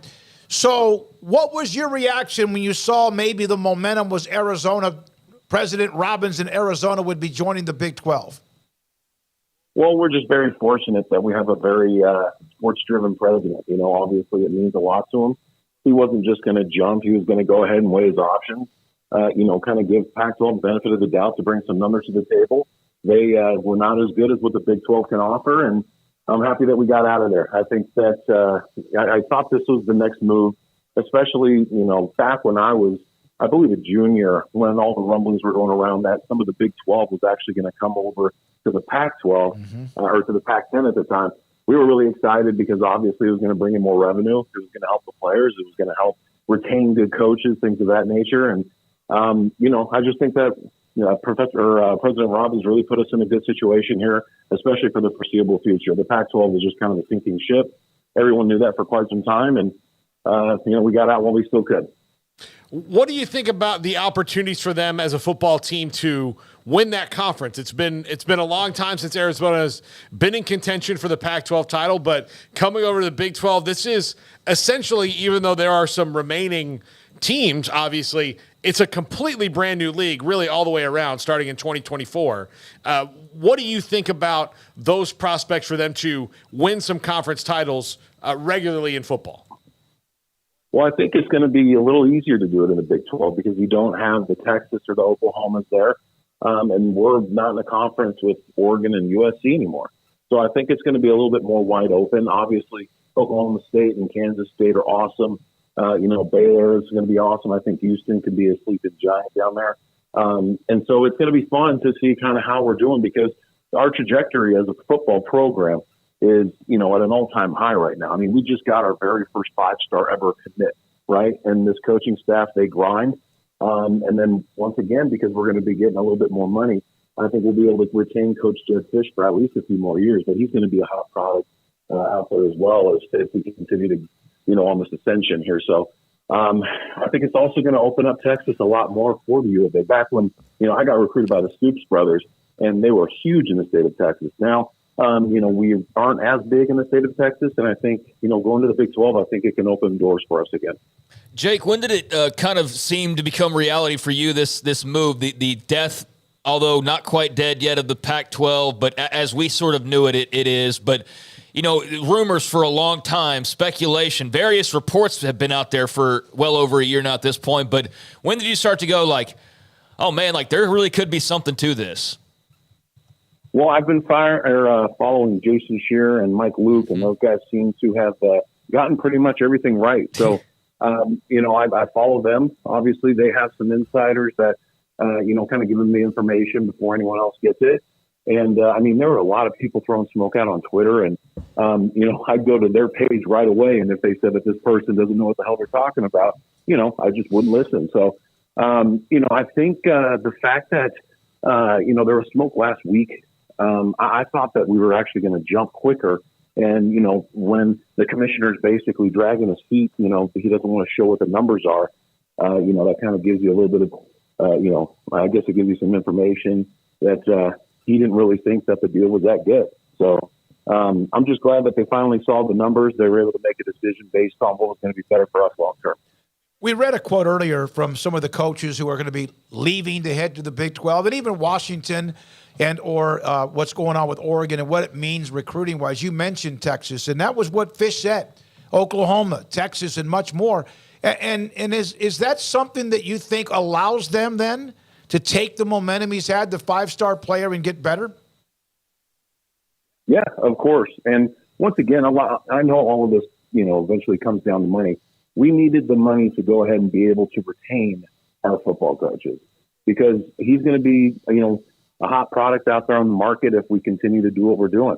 My biggest thing is Texas, especially when the Stoops brothers were there, we were getting, we were beating out some big time programs for some of these products in the state of Texas. So I think as long as we can continue to build the brand, as long as we continue, the momentum that we currently have going, I don't think it's out of the realm to continue to beat out some of these really big programs for some top, Texas kids. I don't know. That's the hope. One of the things that I learned last week, and I lived in Tempe, but I was like 8, 9, 10, 11. My dad was at Luke Air Force Base. He got his master's at the other place, by the way, in the Arizona area. But I did not, and I guess I always knew it was a rivalry. You hear about Utah, Brigham Young, or Oregon State and Oregon. You hear about these Auburn, Alabama, Texas OU, but I never realized how intense Arizona and Arizona State rivalry really was. Well, you go back in the 80s, 90s when, at least one of the teams was religiously in the top 15. It meant a lot more. I think if both programs can get back to where, they have been, then the rivalry will get put back on the map. I mean, when you have Alabama and Auburn, that 5-year period where I think 4 out of the 5 national championships came between those two schools. You had some Heisman players, you had, a number 1 overall draft pick. I mean, that's why, folks gravitate towards that as kind of the main, rivalry in college football. So as long as we continue to do what we're doing, I think actually Dillingham, is actually good for ASU over there as well. He's young, he's full of energy. He's probably going to have some big time recruiting wins, out on the recruiting trail as well. And, if we can both get back into the top 10, 15, on an annual basis, I think it'll kind of, it'll be on TV and, we don't have to stream it. So it's going to be more, nationally relevant. Jake, what do you think has been the biggest obstacle to Arizona football being better than it has been? Well, I'm going to go ahead and say that, the Stoops brothers, after my freshman year there, they lost 2 or 3 of their best recruiters, and they had to kind of reload there. So there was a little bit of lull of talent, towards the middle of my career. And then we had the new coaching staff come in after Stoops got fired. And, they were awesome coaches, but they weren't like the big recruiters like Jed Fish is. And then we had the Sumlin era, which we're just going to go ahead and forget about, altogether, because it was almost like they didn't want to recruit anybody and they didn't want to coach anybody up, it seemed like. But then, young, hungry coach comes in, Jed Fish. I'd never heard of the guy. I was kind of upset when they first hired him because a lot of us, we wanted an Arizona guy. But the way he put together the staff, just his leadership and his ability to kind of take us through these transitions and go from, his first year where we only had 1 win against a team who's, didn't even have half of their team available because of COVID, to year 2 winning 5 games, taking down the top 10 nationally ranked UCLA team at UCLA. It's just the trajectory is going to continue going up, and I'm just super excited. Did you follow along? You mentioned Robbins and understands athletics and where he is in the decision making. Did you follow along a little bit with Arizona State? Seemed to be, and I know that's a rival, but that they really were trying to hold on for their dear lives, trying to keep the thing together. But it almost is this, they aren't. It seems like based on Crow, Ray Anderson, that they're still not real thrilled about this. No, and the thing is, like, the thing he said in the in his presser the other day, where he was talking about, I'm not going to Morgantown and stuff like that. There's a huge PR problem when it comes to a lot of these folks that are at the top of these schools in the Pac-12. They just think that they're better than everybody else. I mean, it's ridiculous. That's why I'm happy that we have Robbins, because he actually cares about it. And he's not going to say dumb stuff like that. ASU didn't want to leave. That's fine. To be 100% honest with you guys, I would not have cared if, ASU stayed in the Pac now 4 or whatever it is. So we got the better end of the deal. I think we were a little bit more pumped to get out of there, get out of that current situation. We're going to obviously be bringing in more revenue, and it just helps with the brand recognition all around. You gave us your time. I do notice that you're an owner-operator of Arizona Health Insider. How did you get into that business? Well, actually, I was a financial planner prior to this. And then as soon as COVID hit, people started making runs at their money in their retirement. I saw that, I had to figure something else out. My wife was doing health insurance, and I started doing that full time. We built the business, and now we have folks that are working with us. We have over 1,000 clients. We're doing pretty well for ourselves, so we're not going to complain. Thank you, man. Appreciate your time, Jake. Thank you for your time today. At Jake Gives Advice is his name on Twitter. Former Arizona linebacker. Mentioned the Stoops family quite a bit. Tried to forget about the Sumlin era at Arizona, but you could tell he loves what Jedd Fisch is bringing to the table. Yeah, no, he's clearly very fired up about Jedd Fisch. And I was asking, I should probably have pared down my question a little bit of just in general. Like obviously bad coaching contributes, but it seems like, a place where you could have had some more success, but obviously coaching is the biggest factor in all of that. But yeah, he was good, and he's somebody that you can chalk up as being fired up about, entering the Big 12. And as we just learned from Brett McMurphy, although you take everything you see on Twitter, where's it coming from? What goal is trying to be reached via this tweet? Here's the tweet right here. Yeah, it appears that there might not be any more, schools for the meantime joining the Big 12. Here you go. Big 12 has no appetite to add any of the Pac-4 schools or San Diego State. Sources told Action Network HQ, we have no interest in doing anything, source said. We're done. So that is his Big 12 contact, or one of them, saying no appetite, in quotes, no interest in doing anything. We're done. Do you guys believe that? I think if you had said for now, Yeah.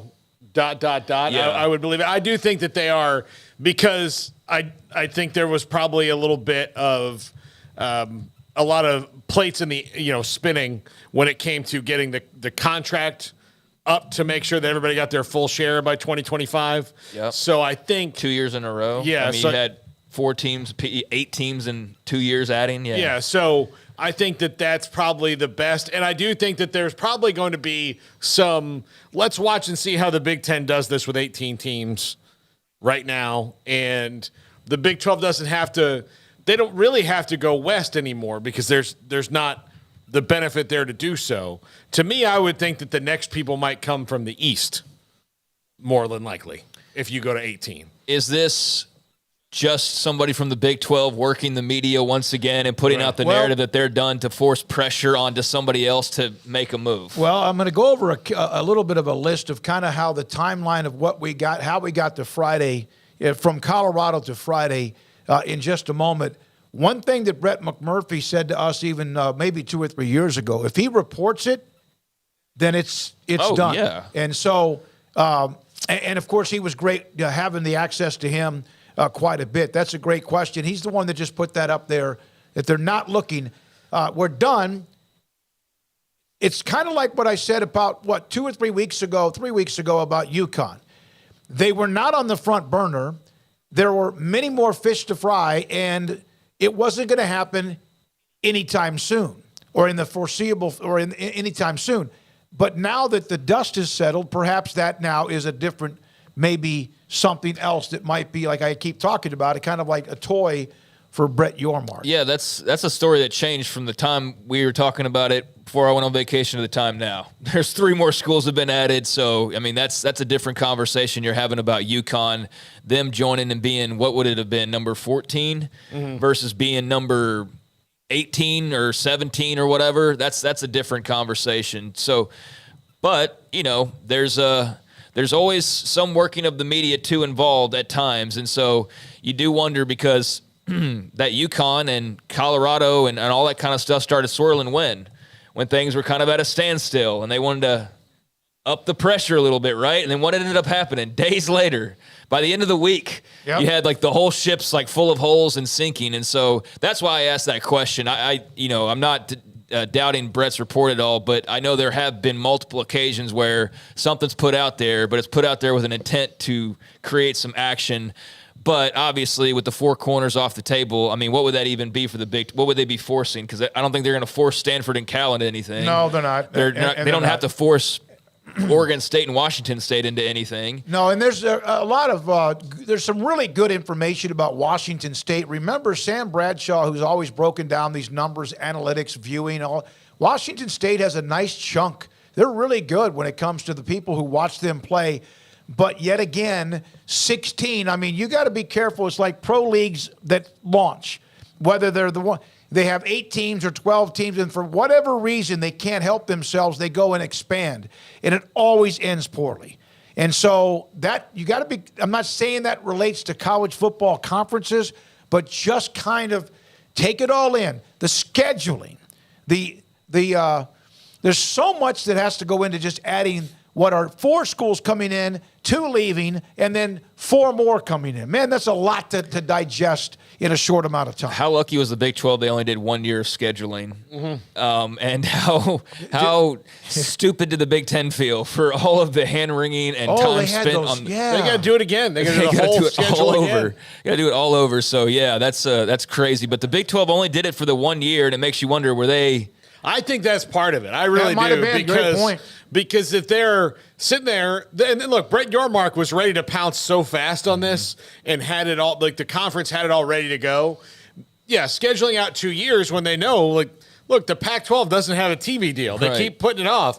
George Clare, like, and then the other thing is, and it started to kind of occur to me is, I know that the Pac was together until they weren't. And there was probably a lot of like, hey, let's not tell anybody we haven't seen it. But there's no secrets anymore, right? There's no secrets. Eventually, somebody from the Pac-12 is going to tell somebody from the Big 12, like, yeah, I think we'll get a deal, but I got to tell you, it's getting weird. We haven't even seen it yet, and it's April 10th. Yeah. You know, and then you have that, you call them up and go, have you guys seen anything? It's June 10th. And they're like, you know what? No, we haven't. And it's getting weird. So then you think, well, we better be ready to pounce, and let's not go nuts on the schedule just yet. Somebody brought this up. Baylor plays Utah in September.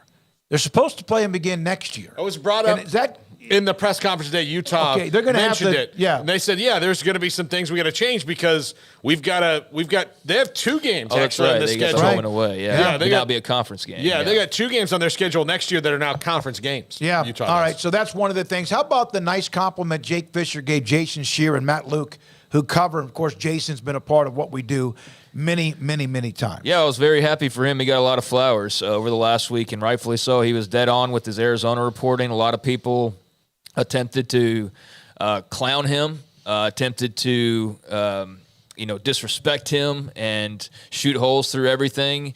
And, sometimes it seemed like some of what is like, I don't know, because just the ebbs and flows of the entire ordeal. But he remained steadfast, and he got to celebrate, rightfully so, there at the end, and was very happy for him. And he certainly took some victory laps, and now Arizona's a member of the Big 12. It's just wild because we had talked to him about that for so long, and to see it come to fruition, despite all of the moments where you're like, I don't know, man, and just the twists and turns, that had to feel really good for him and his crew. So, yeah, definitely shout out to those guys. All right, I want to hold on to the Scott Mitchell voicemail. He sent a voicemail to me late Friday. He was on the air when all the things were going on, the former Utah quarterback. We'll use that here at some point. Coming up here in a little bit, we still have more to get to when it comes to what we have, including Dan Wetzel at 4:45 today, and then also today at 4:30, Jake Butt from the Big Ten Network. So we'll have that, and also we still do have those comments from Gundy about college football and where it's going. So what drops next? The Pac solidifies itself? I mean, that's got to be next, right? If the Big 12 says they're done, and take that however you will, but that's Brett McMurphy. They're saying no appetite. We have no interest in doing anything. We're done. Like, that's as matter of fact as you can get. So now all eyes on the Pac. Is that where we're focusing for right this very moment? I just don't know how they can solidify themselves because you're talking about getting people to pay exit fees now. So it's not like solidifying themselves would maybe even be just accepting invitations in the reverse order. So say they wanted to add 4 Mountain West teams to get them to 8. Well, that's $120 million that those teams have to come up with collectively to join a league that now their TV deal is not going to be $20 to $25 million per. It's going to be far less than that. So the financial picture for those 4 schools to get somebody to join them, I think, is almost impossible. Now, they can go join somebody and maybe improve their television deal by a little bit, but I don't think a lot. And that's the issue that lies there because, I mean, if it was $20 million to $25 million. What, Apple? The Apple It's been deal reported it was $23 million. Yeah. With all streaming. All streaming. So if it's $23 million with 9 teams, then what's it going to be with 4? It's not like all that money, like, oh, now we'll make $80 million because there's 5 of us gone. No, now the deal's off the table and over. So, yeah, it's complicated. And just looking at this tweet, I know that after adding the 3 corners or getting second, third, and fourth corner. By the way, Brett Yormark just took over corners like Marlowe from The Wire. I mean, he just snatched them up, man. He just was grabbing them all. But that automatically opened to all right, is it UConn? Is it where are we going? 16, 18, 20? What's it going to? But San Diego State mentioned specifically no Pac-4 schools or San Diego State. We have no interest in doing anything. So that would pertain to UConn. That would pertain to Gonzaga. Pretty much, Gonzaga. So that's an interesting comment, and I could see it. I could also see where that's like, we don't have any appetite with what it's currently looking like, but hey, if Cal and Stanford join the ACC and that opens up this, then I'm sure they'll be ready to swoop in. All right, let's go through some things, the backstories of Colorado, Arizona State, and Utah. When Colorado joined, there was a deadline from the Big 12 to other schools. Now, I don't know what that date was. I don't know if it was in a week, 10 days, August 15th. I don't know. The decision did come down to a matter of hours. This is from somebody I believe has never been wrong in some of the information that he has shared with me. The backup plan was for these schools, some variations of the 4 corners, to go to the ACC, which was not their first choice for monetary and travel reasons. A couple of the schools worked together and led the charge. One of them was a laggard. Easy to guess. Arizona State. The 11th hour, Pac-12 might stay together was an unfounded rumor that was just something to try to delay, even if anything, the eventual vote. Phil Knight even called around wanting the Pac-12 to accept the Apple offer. Until the Big Ten called, and then he's like, oh, wait a second, never mind. No matter some of the disgust and or the that Utah fans may have shown on social media, the president of the University of Utah in this thing might have been like with Robbins, a rock star. Probably doesn't happen without him. And I'll tell you this right now. Baylor Director of Athletics, Mack Rhoades, I can't count because somebody won't give me the hours. On vacation, again, was constantly involved and one of the lead negotiators in all of this. And one of the key conversations was constantly with Utah. Well, I can't wait to talk to him again and see how he feels about his alma mater now joining the conference as an Arizona guy. But, that doesn't surprise me. I mean, he's been one of the established kind of forefront Big 12 voices for the last 2, 3, 4 years, really, especially the last couple. I don't know if you were to nominate the first AD in charge or whatever, but he would definitely rotate through that and have his little reins. Hokut probably would too, and there'd be others. But in terms of the athletic directors across the country, but in the Big 12 especially, I have no doubts he's making some things happen there. Katie Rader, sorry I may have mentioned this earlier, but welcome back, Craig. Thank you, Katie. We're all together Appreciate at least for you. I don't know how many long. So, you know what the most interesting detail I found out that came up through the weekend? It was that they would have had to get 1.7 million subscribers on Apple TV Plus to match the Big 12. And George Kleofsky 31.7. You're talking about to match that 31.7. So I thought, okay, well, 9 schools, add somebody, that's a footprint. Like that in my mind sounded a little bit kind of reasonable that maybe you could do that. 1.7 million people in a country full of 300, 400 million is a drop in the bucket. Until I saw somebody said, oh, well, that's great. The NFL Sunday tickets peak was 2.4 million. Oh, my God. So basically, George Kleofsky walked in and said, listen, if we could almost be the NFL, we can make as much money as the Big 12. Yeah, no question. Out the door. All right, we got to go because we got a busy next 45 minutes or so, including coming up next. We're not done. We'll have Dan Wetzel, Yahoo Sports at 4:45, but Big Ten Network, former Michigan tight end Jake Butt, he's next. This is 365 Sports. Richard Carr, Buick GMC Cadillac, Rich Carr Motors. They are the people that you can count on right now. Highway 6, which is a road that runs directly in front of the dealership. It's a bit of a mess. They've got a ton of construction going on. So at Richard Carr, they're trying harder than ever to make buying a new Buick, GMC, or Cadillac easier for you. Right now, most 2023 GMC Sierra 1500s are discounted thousands. Qualified buyers can finance for 0.9%. And with dozens of Sierras on the lot, Richard Carr has the inventory, the price, and the financing to get you in a new GMC Sierra today. If you're looking around at perhaps an SUV, well, they've got the ranked #1 overall brand for new vehicle quality by J.D. Powers with the Buick. A Buick offering a luxury SUV without the luxury price right now. Save $3,250 on a new 2023 Buick Encore GX, plus qualified buyers get 1.9% financing and no payments until 2024. So those are a couple of the new offerings for you out there. They also have a lot full of quality pre-owned cars and trucks, many of them under $25,000, and their award-winning service department standing by to keep you on the road if you're just looking to get your vehicle that you're already in fixed up and driving nicely. Their service to your car or truck will be top-notch. I can vouch because I've had my car taken care of over there at Richard Carr. So go to the website or stop on by or give them a phone call. Whether you're looking for a new vehicle, a pre-owned vehicle, or looking to set up an appointment for some service, they will take care of whatever your needs are. In business for 24 years in Central Texas, they built a reputation as the dealership that people can count on for their automotive needs, run by proud Central Texans, proud Baylor Bears. Log on to richardcarr.com today. Call now or go see them now off Highway 6 at the Imperial exit. With so many companies and policies out there, it gets so confusing shopping for insurance, and I never know if I'm getting the policy that's right for me. Luckily, I met the team at the Niche Group Insurance Agency. With the Niche Group, you can go to one company and get access to coverage options from many insurance carriers, and you get to speak to a real person about your specific coverage needs. With the Niche Group, I know I'm getting the right coverage at the right price. If you need insurance, talk to the experts at the Niche Group at 1-800-258-8302. How did Edward Jones become one of the biggest financial service companies in the world?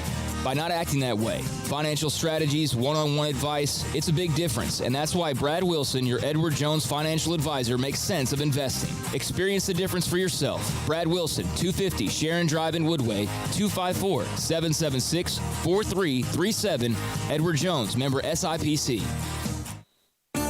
There are 26 letters in the alphabet, over 600,000 words in the dictionary, and just 3 of them said together can change everything. Let's order pizza. Those 3 words lead to dough made from scratch and 3 fresh signature cheeses that blanket golden crust in a heavenly melt on Marco's Pizza that'll blow your mind. So visit marcos.com to order and stop by Marco's Pizza in Belmead, China Spring, Woodway, and in Robinson. Marco's. Pizza lovers get it.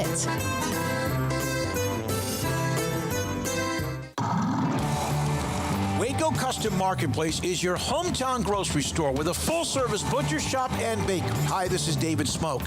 The butcher shop can take your customized orders for seafood, pork, and poultry, and custom cut your favorite steaks from bacon-wrapped fillets to T-bone to bone-in ribeyes, cut specifically the way you want. They have Norwegian salmon fillets, catfish fillets, sliced ham or turkey and lunch meat, variety of cheese available, and several options of sausage links, fresh chicken breast or whole chickens, sliced bacon, pork chops, ground beef, marinated beef, and chicken fajitas, and always large briskets available, plus fresh vegetables. So the great product, customer service, and family tradition of the Bauer family continues at Waco Custom Marketplace, open Monday through Saturday. A full-service butcher shop and bakery available. Waco Custom Marketplace, 425 Lake Air Drive in Waco, or WacoCustomMarketplace.com. Automatic Chef Canteen is a full-service micro-market vending and office coffee provider with state-of-the-art vending equipment, a wide variety of products, and offering custom-fitted micro-market vending office coffee solutions for your employee break room. You want a full break room solution and a workplace oasis? Well, Automatic Chef Canteen, locally owned and operated for over 50 years in Central Texas, also includes in-house mechanics on call 24/7 for fast, reliable service and maintenance. Automatic Chef Canteen, 6900 Imperial Drive in Waco, or online at automaticchefcanteen.com. Don Humidor, your home with a 48-foot walk-in humidor with the elite cigar brands from around the world, including the #1 cigar of the year, Aging Room Cuatro Nicaragua. Plus, they have the great brands like Macanudo and Artur Fuente, Rocky Patel, Aston, and so much more. CBD, great for sore muscles, aches and pains, sleep, Vita Dreams, and anxiety, mild depression, general health and wellness. Their staff very knowledgeable on the subject. If anyone is curious about CBD, ask Carol and Ashley. Don Humidor in the Townwest Shopping Center off Valley Mills in Waco. This is 365 Sports. Text us at 254-339-1122. The text line is sponsored by Riverbend Liquor and Wine, with the most extensive variety of craft beer in Waco. A hidden gem on Lakeshore Drive and 19th Street. He's a part of the Big Ten Network, played at Michigan, was in the NFL. Jake Butt joins us now with Craig and Paul. I'm David Smoak on 365 Sports. And, of course, the news on Friday, not just the Four Corner schools, but Washington, Oregon, headed to the Big Ten next year. Jake, thank you very much for your time. Joshua Perry highly recommended you, so we appreciate you being a part of the show. What was your reaction when it kind of flipped the switch on Friday with Oregon and Washington?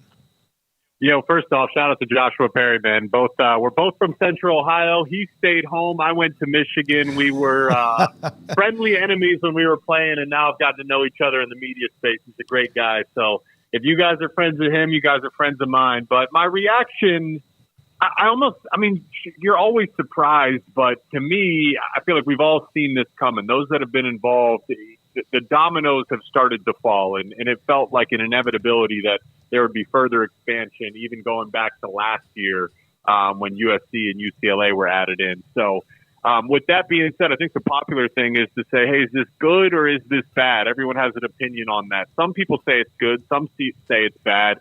My opinion's slightly different, where I say, hey, going back to if this was inevitable, which I believe it was, which a lot of people believe it was, that I'm not going to put a label on it and say if it was good or bad. I'm going to look at what is it, and man, am I excited to add two big brands to the Big Ten Conference, and boy, am I excited as an analyst to cover those two teams.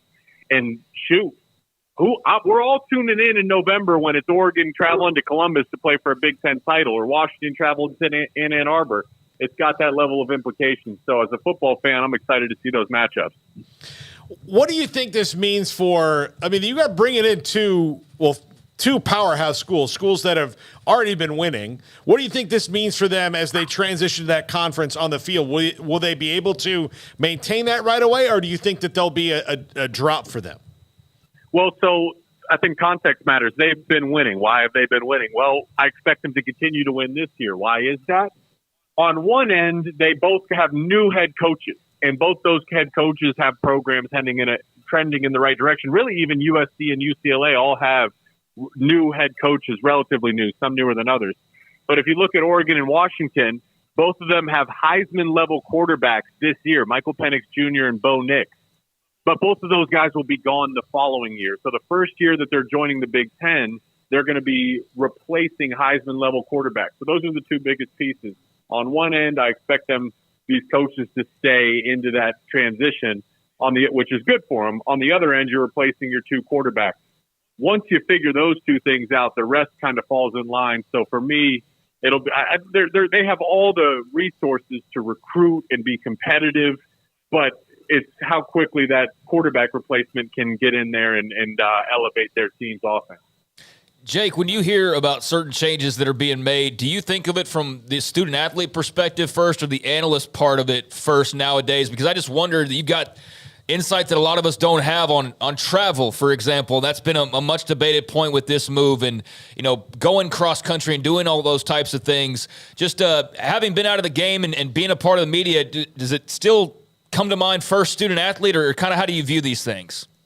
Well, as an analyst, I think I have to take all things into consideration. Right. As an analyst, I have to think about the student athlete. But then again, so it's not just football, because football as a student athlete is different than basketball, is different than baseball, softball, volleyball, right? So I made the point when this first broke about cross-country travel. I played in the NFL for 4 years. I took some cross-country trips in my time. My first game ever in the Jim Harbaugh era, we traveled out to Utah at elevation, kicked off at 8 p.m. or 7:30, whatever it was, local, which was 9, 10 o'clock Eastern. Whenever the game wrapped up, it was 1, 2 in the morning back local time for us. And I made the point that it didn't affect anyone on the play. It's not like we were falling asleep in the fourth quarter, right? The adrenaline kicks in. And from a football standpoint, only traveling once a week, and you're not going to be traveling coast to coast every single week. It's manageable. I don't expect it to be. It's obviously harder.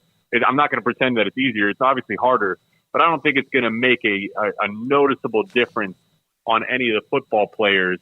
It's going to be on the coaches at that point to tweak the schedule. Now, the other sports, that's where things are going to be interesting, especially because they're flying standard airport operations, right? They have to go through security, and I wonder if with this money, if they can find a way to charter flights for those other schools, because that certainly will make a difference, right? My fiance played lacrosse at Michigan, and they had to be at the airport 3 hours before check-in, and we as a football players, we walk right onto the plane and take off, so it just adds to your travel time as well as the sheer quantity of games. So long-winded answer, but the truth is this is not, I can't give you one specific answer because this is a complex situation. I know the loss to TCU stung and probably still does, but how much have Wolverine fans, former players, alums, enjoyed the hell out of the last couple of years of beating Ohio State? Well, I can tell you, I think it's great as a guy that played for Coach Harbaugh and watched, our first 2 years. Certainly didn't reach the ceilings that the current guys have, but at least got that national level of respect in 2015, 2016. That continued for a while, and then COVID kind of hit a rock bottom, so we saw the polarity, the good and the bad.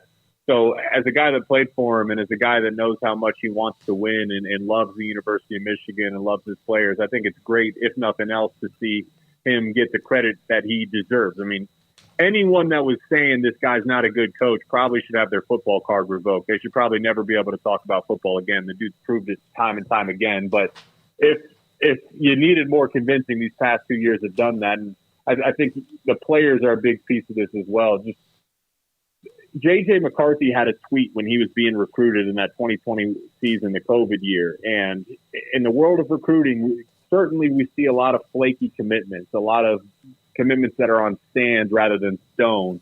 And JJ could have left when the program was in turmoil, and he made a tweet that said, "I promise, I vow that this will never happen at Michigan again." And of course, he played a part alongside Cade McNamara, but these guys have came together, and whenever there's adversity, there's a fork in the road. And for these young college kids get a lot of slack these days, man. They get a lot of slack. But these guys, 18 to 22 years old, to stare adversity in the face and then to go do it again next year, which was last year at this point, have a chance to now do it 3 straight years. I think you got to give credit to them as well.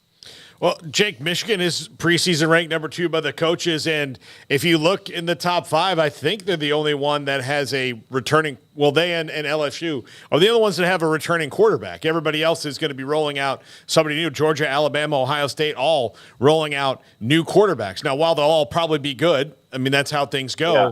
But how much of an X factor is that for Michigan to try and take that final step that they have J.J. McCarthy in his 3rd year as a college football player, where we haven't really even seen his best ball yet, and he's played some pretty good ball.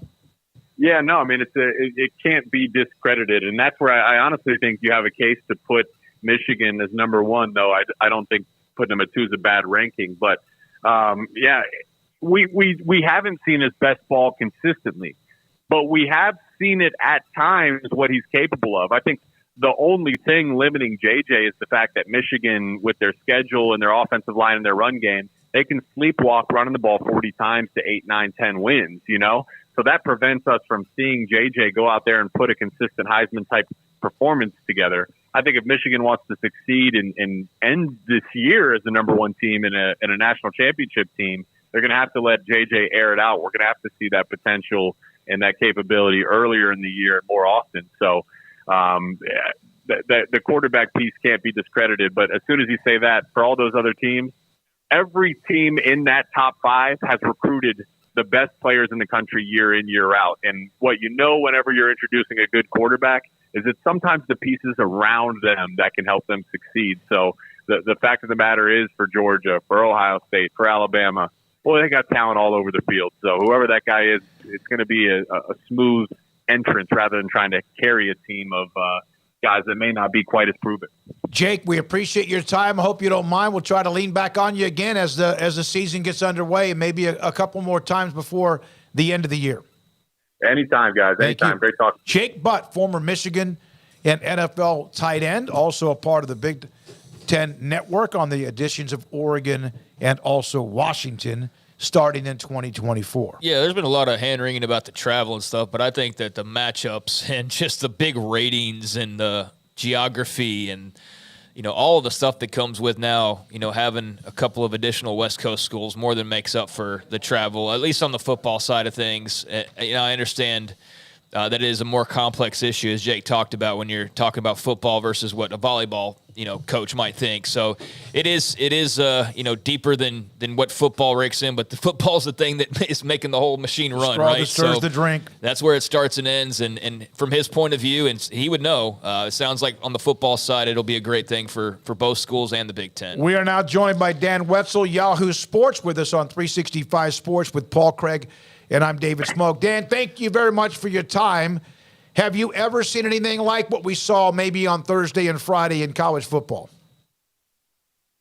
No, it was wild. I mean, and I think whether you are in favor of the moves or think there should be 24 team leagues or you think the Big Ten should go back to 10, this was like no way to run a business, let alone an industry.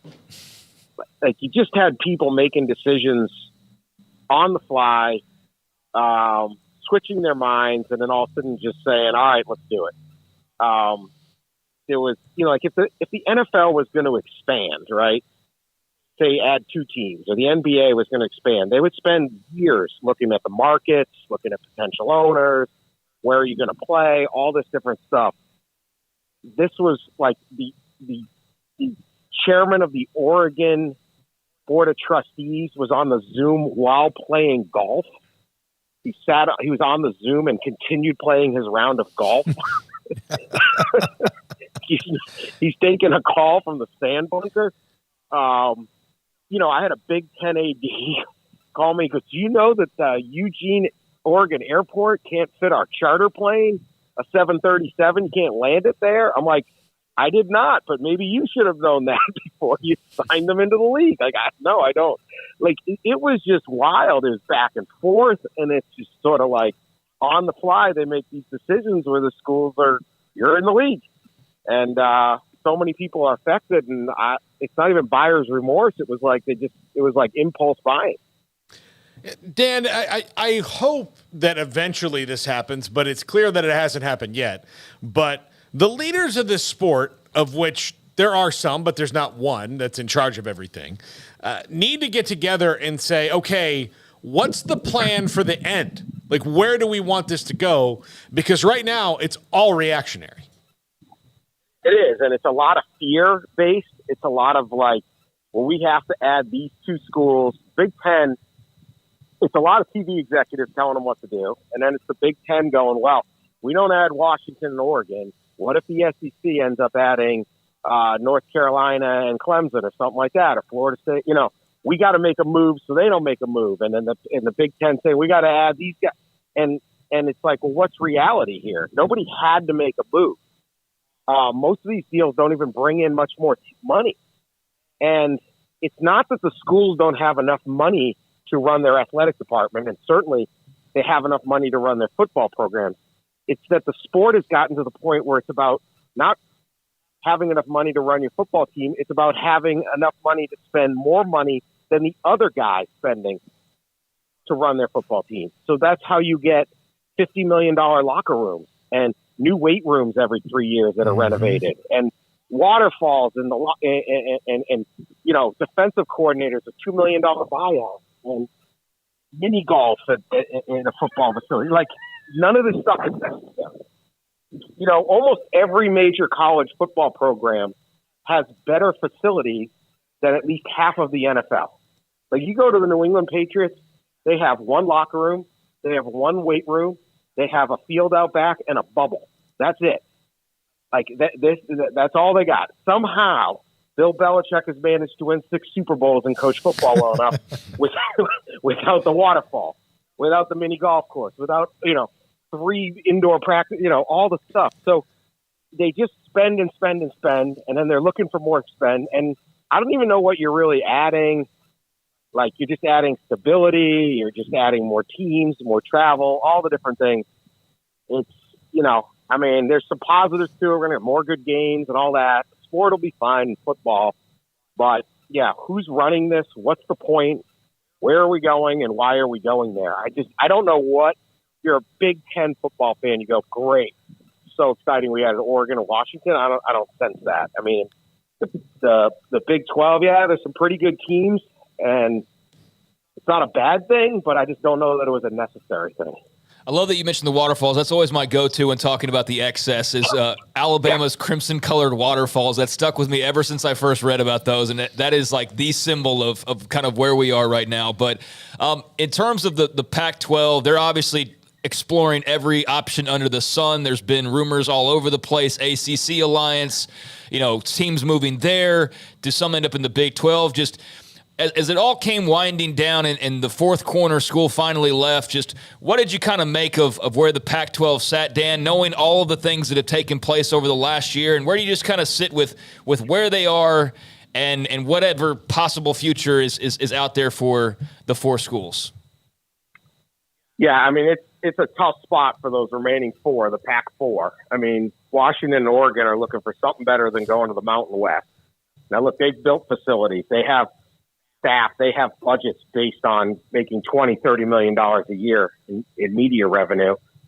And you go to the Mountain West, you're going to make $5 million. So how the heck are you going to – I mean, Oregon State just finished a $153 million renovation of their house. I don't know all the mortgage rates and stuff, but I wouldn't want to be on the ticket for that. So they got those options, or maybe they can ride Cal and Stanford to some kind of West Coast, Atlantic Coast flank, if you will. Stanford and Cal, I don't know what, Stanford has incredible Olympic sports, right? The best in class sports. So doesn't Cal. They're incredible at all these other sports. They're just not that good at football. And even when they are, they don't really generate much TV interest and fan. I mean, so they're scrambling for pretty much anything, any life preserver they can get. But the idea of like sending your soccer team and your volleyball teams and all these teams from San Francisco to the East Coast for virtually every single game is just utter lunacy. I mean, you're at Stanford. You've got to be there to get an education. These classes can't be easy. And if you're sitting there going, well, I'm on the soccer team, I got to fly to North Carolina State tonight for a game tomorrow, and then I got to come all the way back, and then next week I got to go to Miami and do it again. I mean, how would you even do this? And why would you have a chance at a Stanford education? Why would you be wasting your time flying around playing these things? There's got to be a smarter way to do this than that kind of travel expense, just grind of traveling back and forth across the country. Do you feel like, Dan, that the conferences will be whatever they're going to be, but they might, in those specific sports, the Olympic sports, whatever we call them, maybe regionalize the conferences a little bit outside of football, maybe men's basketball? I have a column on that. I mean, I wish they would. And there are examples of that. There is actually a thing out west called like the Mountain Pacific that sports like water polo and beach volleyball, sports that not everyone plays, right? If you're USC, you don't really care if you're playing Long Beach State. Like that makes sense, and that's how it should be. The schools in Texas, there should be like a Texas athletic conference that handles, maybe every sport, but basketball and football, or maybe there's something else, or maybe baseball. But like, if you're Baylor, you really need to be on a plane to fly to Orlando to play, or Morgantown, West Virginia to play these non-revenue sports, or wouldn't you generate more interest, more fans, more excitement, and a lot easier just on a bus and you go play SMU or Texas A&M? Like, do we have to have this division of conference that's so significant in football that it doesn't make any sense? If Baylor and Texas could play a soccer game on Tuesday afternoon, but instead both of them get on a plane and fly 1,000 miles away to play a soccer game, that just doesn't really make a lot of sense. And so I would hope we could get to that. The problem with college athletics is who's in charge, who would even propose that. Instead of, have all your SEC pride or your Big 12 pride when it comes to football or even basketball or maybe baseball. But for a lot of these sports, it's just a grind on the athletes that doesn't really make any sense. Well, even baseball's 4 days a week. So when you're talking about road trips, you're talking about really Tuesday, Friday through Sunday. Yeah, maybe more There's double plenty headers of than schools normal. to play. You never have to leave the state of Texas to play a bunch of great teams. So why do it? Because a TV executive says your football product can make us money if you do it. Well, that's fine for football. I mean, it's not even great, but you charter a flight. If games are on Saturday, you can do it. But why? It has nothing to do with baseball, right? So I hope they can get to that. I just don't see it happening. There's such rivalries between these leagues that are unnecessary. And just none of it makes sense. The thing about college athletics is no one is in charge. There's a bunch of people in charge, sort of, but nobody has that one thing. There's no Roger Goodell. There's no Adam Silver. And there's no one just saying, hey, guys, what are we doing here? All right, Dan, final thing. If I would have told you, God, anytime in the last 12 or 13 years, the Big 12 would one day grow and grow and grow and grow and actually do things very well from the time Bowlesby reacted to Texas OU to where they are today, what would you have said? I mean, if you'd thrown me this 16-team version of the Big 12, I would have blinked. But in no question, since Oklahoma, I think I was on your show right after Oklahoma and Texas left, and it was bleak. It was nerve-wracking. I think at one point Kansas was trying to get into the Big East to save their basketball program. Like it was all alarm fire. And so what the Big 12 has done since then, both Bowlesby and Yormark, has been brilliant, and it has held this league together and put them in a good position. And both by recognizing that everyone wanted to stay, immediately grabbing BYU and Central Florida and Cincinnati and Houston, good programs that can add to it, negotiating the TV deal early and boxing the Pac-12 out, and then being aggressive and grabbing 4 Pac-12 schools. I mean, it's cutthroat, but it was exceptional business. And if it wasn't that way, it could be 2 years ago or whatever, 25 months ago, it was the Big 12 schools going, are we going to get left out and cast out into the wilderness? Now it's the Pac-12 schools that are doing it. So great job by the Big 12 and how they handled this. Dan, thank you very much. Dan Wetzel, Yahoo Sports with us. Appreciate his time. And I know I'm going to miss somebody. I mentioned earlier with Jason Shear and Matt Luke what was said by Jake Fisher, who played at Arizona, about how he kept in touch with it. But Dennis Dodd, Brett McMurphy, Ross Dellinger, and Dan Wetzel, Bruce Feldman, so many that we were able to get on the air. And really, we're still going to get them on the air. We just had Dan Wetzel among many others. We will continue to do that. Andy Staples, Brandon Marcello, who's fantastic. We will bring that to you no matter what the next part of realignment is or just football. Well, I mean, the thing that we do know, and, talking to Dan a bit longer, we could have started to delve in, but I could tell just based on our timing and also the fact that he would probably explode, start bringing up, well, what do you think about the ACC in Florida? Because, that's now, that's obviously after the Pac settles itself into whatever it's going to settle into. I mean, that's the thing. And so, it's a storyline that's not going away anytime soon, but we've got a lot of different opinions. I think everybody, though, is pretty much on board for the most part with the fact that they don't really love it all. I mean, I think there's probably some that love certain moves more than others because maybe you're a fan of the SEC, so now you love that Texas and Oklahoma are there. You're a Big 12 fan, so now you love realignment, whereas it was like the bane of your existence and really, truly, kept your existence up in the air there a few times. But I think for the most part, if you were to poll everybody, most voices are not that have been on this show not in favor of all that's going on in total, and that's the thing is there's only more to come. And I see you speak of Brandon Marcello. I just saw a tweet of his roll through here, And he was piggybacking, I guess somebody had said something that he had said, which was college football realignment is giving movie studios getting into streaming vibes right now, which I'm sure Paul can appreciate that metaphor. That was made by Matt Scalici, but also I guess Marcelo had said it as well.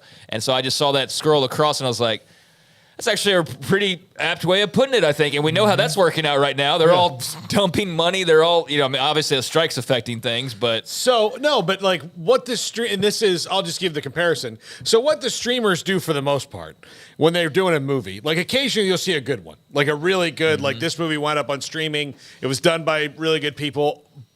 But you know, you used to go to the grocery store or to Walgreens and you see a big bin of DVDs and you go, I didn't know that Bruce Willis did that movie because Die Hard? No, it wasn't Die Hard, but it would just be a movie like Bruce Willis is in this and you look and it never got a release because they made the movie, they couldn't sell it to a distributor. And so they just, did the Walgreens thing and sent it off and that's what you got. That is what college realignment's going to look like in that, look, Netflix has a bunch of movies with The Rock and Chris Hemsworth on it, but it's not their best work, right? Ryan Reynolds is a fantastic actor. I've seen a couple of those movies. They're fine, but again, not his best work. He's a big star. So you can say, like, hey, we're going to add this team to the conference, but is it going to be their best work? I'll use Oklahoma in the SEC as an example. It could wind up being really cool, right? Or it could wind up being a Chris Hemsworth movie on Netflix where you've got a big star in it, but it's not as good. He's not Thor, for God's sakes, in this one. So among all the teams that the SEC will have, the Big Ten will have, and also the Big 12 will have, somebody's got to lose a game every time somebody else wins a game. And it just depends. There's going to be some that have to get used to it a little bit more than perhaps the fan bases have at least understood over the last 5, 10, or even 50 or 80 years. Yeah, and I think with that comparison too, well, I mean, first of all, it's, if you have a highly competitive league, you might all beat up on each other, and that sounds good and sounds like it'd be a lot of fun during the regular season, but it's also going to eliminate any postseason opportunities for you for the most part if you're all got, 3-4 losses. But, yeah, I mean, I think that college football is expanding so rapidly and so much money's flying around and these TV deals and all of that it does have some of those everybody dive into streaming full bore vibes. And again, that has crashed a bit. So you wonder if, that's something that college football is risking. Obviously there's risk to all these moves being made, but I just thought that was a pretty apt comparison for the time. And I think everybody's wondering that same thing or worried about that same thing of like, where does this end and where does this lead? And that's the part that, is more speculation, but is it the 2 super leagues? Is that where we're headed? Because man, when we started talking about it, I remember talking about that like 2 years ago and thinking it's probably happening, but at least it's a little bit ways down the line. And it got here quick. I mean, it got here like years in advance of when you thought it probably will. You thought, like all the TV deals will run out and they'll come up and everything kind of stay status quo. And then, maybe ACC's locked down and all. And like now it's like all bets are off and everything and anything is on the table to the point of private equity funds potentially becoming involved to simply move a conference. It's crazy. And it's understandable that people have concerns, but we're still going to tune in. And still love talking about all this craziness, but this is as college football has ever been, it feels like, if that makes sense. That's why I wanted today to start the show with what, Garrett? The top 25, just to kind of, my God, the season's like at the end of this month, there's a partial weekend and then a full throttle weekend, that first weekend in September, which is going to be fun. But it was nice just to kind of look at, it's football. It is football, but the realignment story, Paul and Craig, don't you think that's going to be here for the rest of ever? Oh, the ACC now is going to make sure that it's in the news until something inevitably happens there. I don't know that it'll be worthwhile enough to have a daily conversation about, especially during football season. But, if Bubba Cunningham speaks up and says, well, getting out's not that easy, or FSU pops off and says, well, we're going to bring in the Saudis to get, or whatever could happen, then it's going to spark up and, more gasoline adds more fuel to the fire. But, yeah, that fire is burning now, and it's just a matter of how much they can contain it for how long because there's Florida State trying to fill up gas cans and find every way they can to make sure that that's a story sooner rather than later, and there's an end result sooner rather than later. But, yeah, I think it's here to stay. And right now, obviously, there's still there's fallout. I mean, the Pac-12's at this very moment trying to do everything it can to preserve itself or the teams to preserve themselves. So, yeah, it's not going anywhere in the near term or the long term. Yeah, I think it's, especially when it comes to the ACC, that one is it's going to be the most ridiculously complicated. Because at least with the Pac-12, the Big 12, all these other ones, you could say, well, they don't have that much longer on the contract. You can negotiate that down. Yeah. But ask anybody who's ever, like I've used this before, if you're in a 2-year cell phone contract, how easy that is to get out of. I mean, if I cancel my Reliant electricity, I owe like 36 months. I mean, it's another great one. Yeah, you owe that because you decided I want, 13 cents a kilowatt hour, and I want to lock that in because everything's kind of crazy. Well, you're 3 years in, and somebody says, "Well, I'll give you 11 cents a kilowatt hour." You're like, "Well, I'll talk to you in 3 years." And so this is or pay $500 to get free. Yeah. This is exactly that, but 13 years and $150 million, and I think a lot of people don't understand that $120 million is just the money, and we've talked about this before, the money that FSU or anybody would have to pay to get out of the ACC.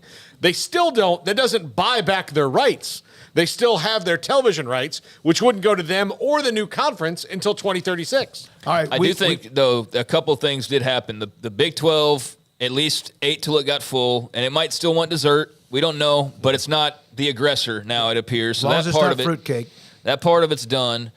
And the whole Oregon-Washington thing, I mean, how much was that out there? I mean, that was another thing before I left. Is like there's no indication, but then as soon as Colorado made their move, and then all of a sudden here's the other four corners start to become nervous Nellies, and they're like, man, we got to make a decision. And then that obviously opened the door for the actual Big Ten swooping in of Oregon and Washington, like some had, pondered or predicted or speculated or whatever you want to say. That had been out there as a possibility. Sometimes it felt like a far-off possibility. Other times it felt like, hey, there's kind of things that could happen. But I never thought it would happen as quickly as it did. And so that's another massive domino that falls. So, I mean, you answer that question, and now it's a matter of the Pac and what do they do and what are the ramifications of that.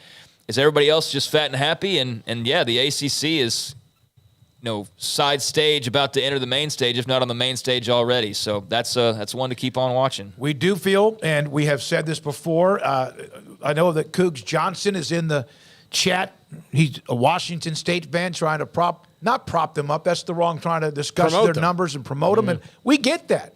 And then Connor Johnson, big Oregon State fan, I believe in the frustration. The Southwest Conference one day, many years ago, it fell apart. And not everybody joined the Big 12. The Big East Football Conference fell apart, and they were scattered all over the place. It is part of it. Most every school, every conference has been a part of something. I saw this again, and I don't know the name. I thought it was a men's basketball player, I believe at Washington State or Oregon State, where they lost a commitment. Like in the next day or two after Friday's conversation, they'll try to regroup and try to keep the young man or whoever it is. It's part of the deal. I know we got a break, but I do feel awful, and I don't want to be like everybody else who's like made it a point to say, but I truly do, because I had an Oregon State fan I was just interacting with. I got nothing against them. If the Big 12 wanted to add them, I'd be all for it. Be like, okay, yeah, cool, another West Coast window, but I just don't think it makes very much sense for them at this very moment. But I am absolutely, truthfully wishing the best for Oregon State and Washington State fans. I really, really am, and I know there's good Stanford and Cal fans out there, probably a lot lesser scale. But, they're not their institutions, and that really sucks, man. That does. It does. And we don't know. There's still maybe shrapnel from other conferences at some point. We just don't know. What about San Diego State? What about how close they were, or SMU? Yeah. And where they're now having to kind of sit back and go, damn, what about us? SMU fans are out there. There's a couple of them that are very mouthy, very, very confident in becoming Pac-12 members and all that, and that just fell apart in the span of 24, 48 hours, and now you could still... Be?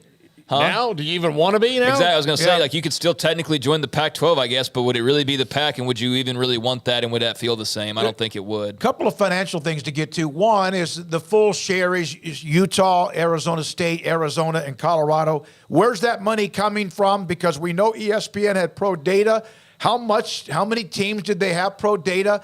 Was any of the money from Texas and Oklahoma's exit fees used in any way to also help give people the share that they wanted? What happens with the schools that left in the Big Pac-12? Can they somehow keep some of the revenue due them away from those leaving? I would think no, because that money was earned prior to them leaving. There is no exit fee because the television contract runs out at the end of this school year, 23-24. All right, when we come back, a couple more nuggets to get to. There's an image that was up on Twitter about the real cause of conference realignment, somewhat tongue-in-cheek. I'm sure somebody in this day and age might get offended. We'll have that and more. And this is 365 Sports.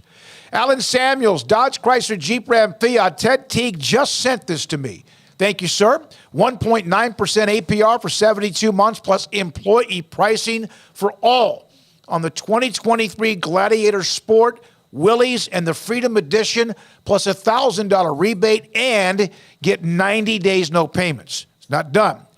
With over 25 Dodge Chargers and Challenger Scat Packs and Hellcats in stock, ready for the road, last call on these octane alpha dogs, Hemis as they call them. 2.9% financing for 72 months in the 2023 the Jeep Grand Cherokee Limited, plus $3,500 rebate, no payments for 90 days. 90 days no payments for all 2023 Jeep brand vehicles, excluding the Wagoneer and the Grand Wagoneer. 2.9% financing for 72 months in the 2023 Ram, 1500 Lone Star, Bighorn, and Laramie trucks.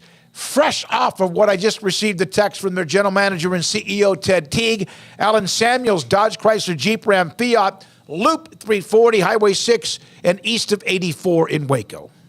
I hate my job, but I don't mind getting up in the morning. I dread each day, but I can't wait to get out of bed. You ask me why, and what I'll say to you is true. Well, you can get breakfast tacos at Rudy's Barbecue. Scrambled eggs and brisket, they ain't fooling around. Sausage wrap, son, they're the best in town. Barbecue for breakfast, yes, it's true. Put a smile on your morning at Rudy's Barbecue. Next in line.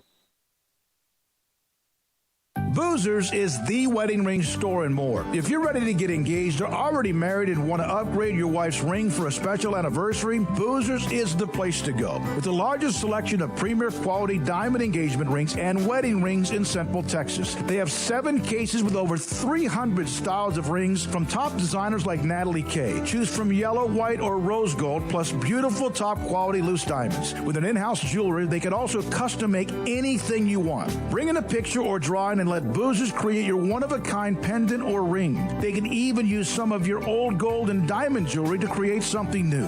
At Boozers, you'll find a great selection of quality timepieces, and Boozers is the place for expert watch maintenance and repairs too.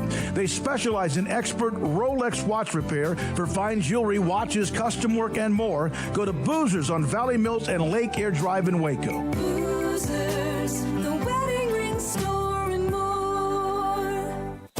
At Ideal MRI, we feel blessed to be part of the Waco community. We're a small family business here in Central Texas. At times like this, the cost of healthcare has never been more important. And unfortunately, significant illnesses and injuries still occur. And that's why Ideal MRI is open and here to serve you through this difficult time. So if you need an MRI, ask your doctor about Ideal MRI. You can schedule online in minutes at idealmri.com or call 833-IDEAL-MRI.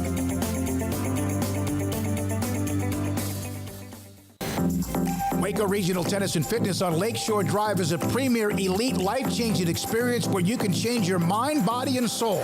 Waco Regional Tennis and Fitness offers over 40 group exercise classes every week, including boot camp, indoor cycling, bars, silver sneakers, and more. If you haven't been to Waco Regional Tennis and Fitness lately, you're missing out on the improvements. New flooring in the weight room floor and locker rooms, new paint and mirrors added to the weight room and group exercise room, and many new machines have been added and arriving constantly on the weight room floor. New free weights, weight machines, TRX, rowing machines, stationary bikes, new treadmills, new ellipticals on the spacious weight room floor. Personal training with Christy London, Randall Corley, Alex Box, and welcome to Nathan Roach, where you will be encouraged and motivated to grow. A kids club included with your membership, plus sauna, whirlpool, and tanning bed. 16 tennis courts plus a beautiful stadium court, and longtime youth tennis pro Britt Coleman and assistant junior Kenna. Adult tennis lessons and clinics with Blake and the commitment to pickleball with 8 courts and instructor Jody Thurman. Visit the website at wacotennis.com or visit us at Waco Regional Tennis and Fitness next to Hawaiian Falls on Lakeshore Drive in Waco.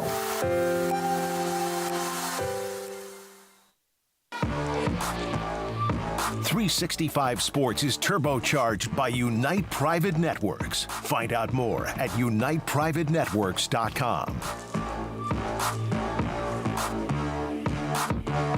5:14, we're not done. 5 o'clock hour rolling along.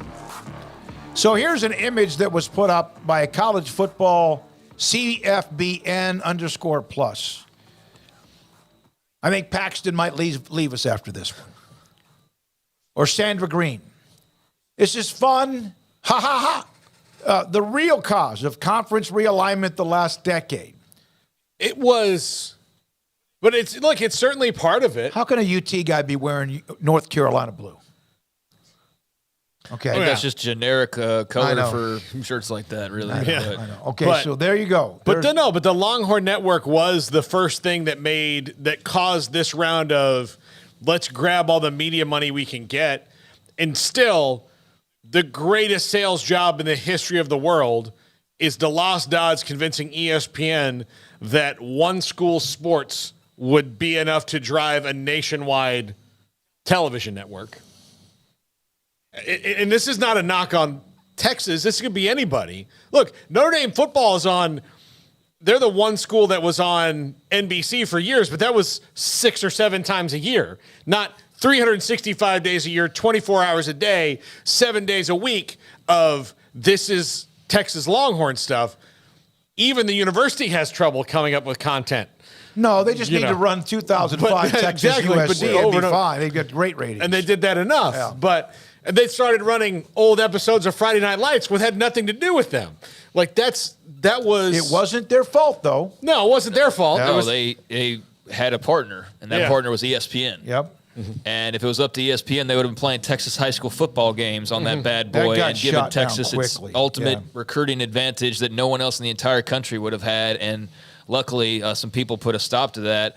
I mean, I definitely think the Longhorn Network deserves its own chapter in the realignment tales that will spawn from, the last couple of decades. If you look just the 2000s on, I think that there's definitely a chapter dedicated to the Longhorn Network. But I think within that chapter, you're also talking about what the Big 12 not being able to agree on a conference network, right? Mm-hmm. When everybody else ended up doing that. There was, I think, agreement, but Texas and Oklahoma had other thoughts. But I mean, there were things that could have gone, but yeah, you had to give, I guess, to take, and nobody could ever get on the same page as far as that goes. Now, in that debate, why do we just automatically point the blame at Texas, though? Why is it not Nebraska? Like, Nebraska, you could still be Nebraska of old and have never left and, whatever, but you decided, and Colorado decided, and Missouri decided, and A&M decided that that's not what they wanted. So I think everybody's equally guilty, maybe a little extra, and I don't even know if you give that. But like I said, I think the Longhorn Network definitely has its place. What you want to debate about is importance and whether it was the catalyst. I don't know. I feel like greed was going to be around college football regardless, and that's been proven over the length of time. And that's not just a uniquely Texas thing. So, maybe it's a little bit different looking now, but seems to me just kind of the direction the winds were blowing. This was all going to come at some point in time, and I don't blame Texas, although that's the fun thing to do. They kicked it off by making their own decision. Yeah. So everyone else then started to make their own decision too, and realized that, there's no unity in this anyway. And the only thing I think you can get Texas on is a little bit of hypocrisy. We're like, hey, we're all about the league. And like, are you? Right, that's true, yeah. That was their thing, was instead of just going, look, guys, this is where things are heading. We got to look out for number one. You guys are on board with it or you're not. That's not what they did. They're like, look, we're all about unity here, as long as that unity means we make more money. Well, no, that's not how that works. So they kicked that off, but everybody else made their own decisions because that was the nature of the economics of it. Like I said, that'll have a chapter. Larry Scott will have a chapter, right? The Big 12 will have multiple chapters to cover all of the entrances and exits that they've had. The Pac-12 now has a chapter. It's a matter of how many more are there. But yeah, that's kind of where I leave it, because you can debate on, how much influence or how much blame or how much it was them versus the others. But it's definitely got a chapter, no doubt about it. It all started, and Tim Salinas, thanks for putting in this in the chat. You're right. 1984, NCAA versus the Board of Regents at the University of Oklahoma. That right there is when everything changed. That's the start of the Tim, book. Yeah. Great note by that. And we've had a couple of other guests that have mentioned that opened up what we are. Here we are 39 years later with where we are in college football. In fact, Kokur said, finally, someone mentions the truth. You're right. The NCAA versus Oklahoma Board of Regents Supreme Court decision kicked all of this off. Yeah, and now look at Oklahoma and Texas. So there's a Longhorn Network, or was Oklahoma at the very beginning of all this, and now they're moved to the SEC, which basically kicked off the rest of what we've seen ever since then. The LA schools bolting, now 4 more Pac schools going to the Big 12, and all of that's come since that move was publicized or made public by Brent Zwerneman. So yeah, it does go back to that's the starting point, and then you can fill in all the rest of the chapters. But I think we highlighted some of them. All right, from the Supreme Court or any court in their record against the NCAA is part of it. The fact that the NCAA could not win a court case, they couldn't win on Judge Judy. Honestly, they could not win on Judge Judy. There was this one thing. Yeah, no, you're right. Now, from us, Civil War Ghostus. Now, this guy's good. So he put this up. There was a note about the presentations and at the bottom, but a few in this packed crowd knew what was coming a while before UCLA USC was ever announced. This was a tweet he had back on May of 2022. The presentations, Tony Altomore, you gave to the Big 12 media guys was interesting. You made it sound like extra benefits would mean no team would leave Pac-12, right? Wouldn't that disappear if some Cali schools who propped those benefits up were to move to the Big 10? That was 2 months prior to when USC and UCLA. I just wanted to give Civil War Ghost a little props because of what he put out 2 months prior to when USC and UCLA actually decided that story popped. Yeah, I think our emotions or our opinions kind of ebbed and flowed depending on what time of year over the last couple of years you're talking about. But I think that we all were always in agreement that there was always more than nothing to this. I don't think any of us ever thought that this was all just smoke and mirrors and a desperate attempt and all of the different things it was categorized as, which were laid out in much worse terms and uglier terms. That's okay, though, because who got the last laugh in the end? Brett Yormark did. Mm-hmm. The Big 12 did, at least for right now. And, that was an interesting thing to see because there was a lot of stuff said.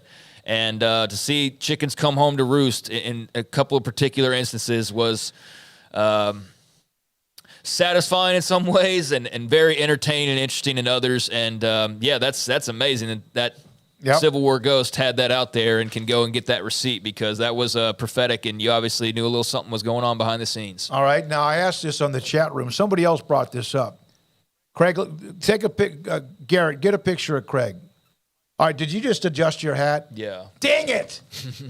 Why did you do that? Because it was sideways. I know, but I asked everybody in the chat, can you tell based on how Craig's hat is tilted if he's right-handed or left-handed? No, I could feel it. It felt sideways, and I normally don't wear it sideways. No, you don't, but it kind of had that, it absolutely had that left-handed pitcher look. I just thought that Craig had come back from vacation just a new guy. Like he's just into something new now.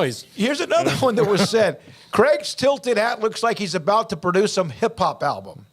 That might have been in the cards at one point in time in earlier life. But, I realized that while I was talking. I wasn't going to adjust it while I was speaking, but I felt it. It felt a little too sideways. So as soon as I got done talking, that's why I adjusted it. But, like Eminem. Sometimes just the left-handed part of my body just has a mind of its own and jerks that bill to the left a little more. Camelo, guys, this is the first time really I'm following you guys into a season. Do you give predictions on how each team will fare at the end of the season? We have done that with the Big 12 because that's the core of what we covered. We've done that, obviously, even before that with Baylor, whether we say 7-5 or 8-5 or whatever it is. Yeah, I don't know how many of those.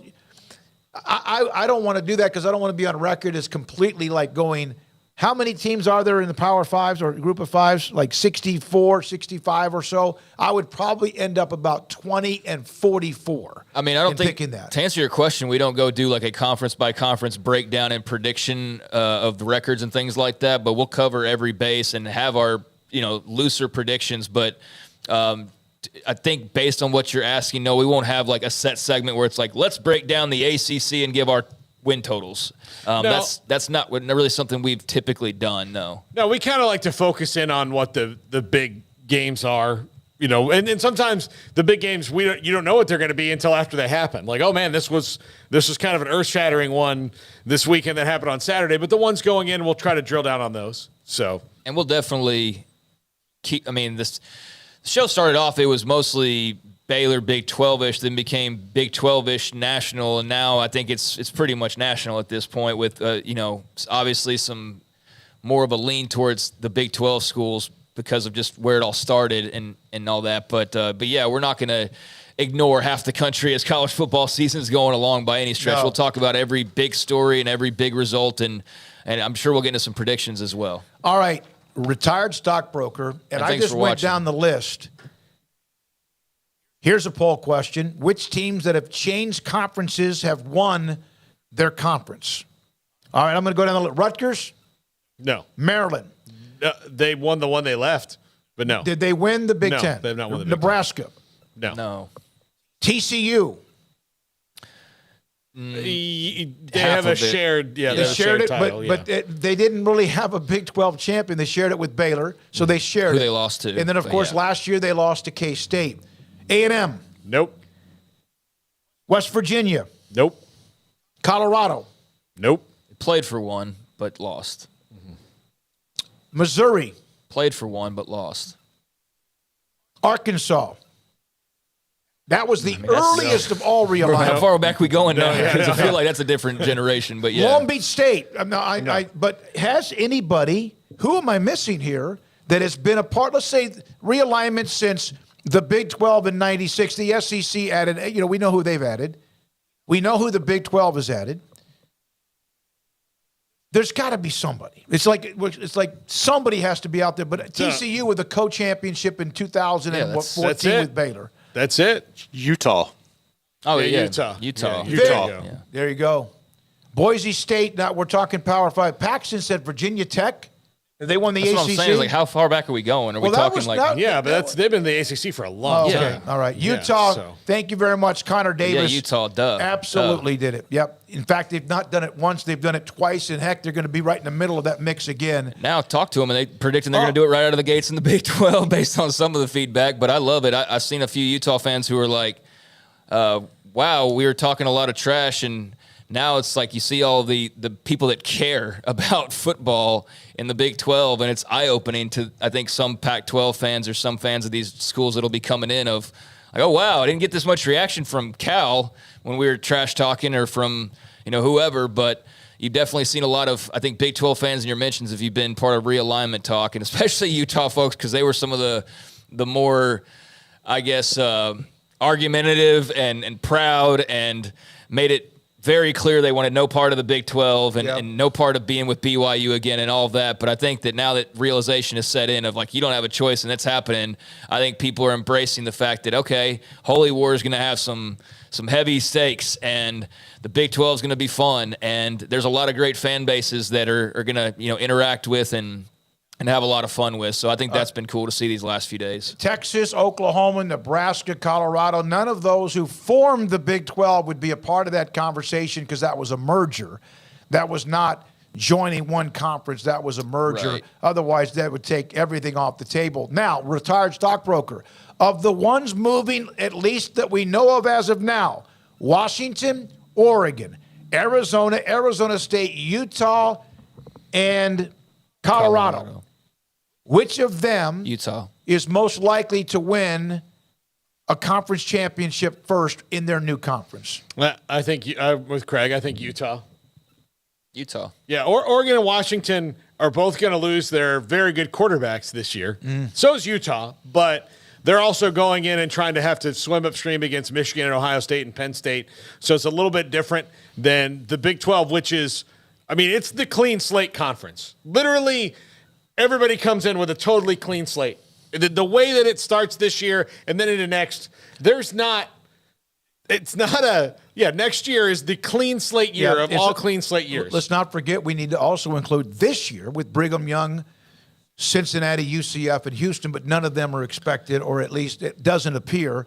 Maybe they will compete for a Big 12 title. Yeah, I just don't see Utah falling off that much. No, I think as long as Whittingham is there, I think that's an easy question. I mean, to answer, I think it's Utah. They just won the Pac 2 years in a row.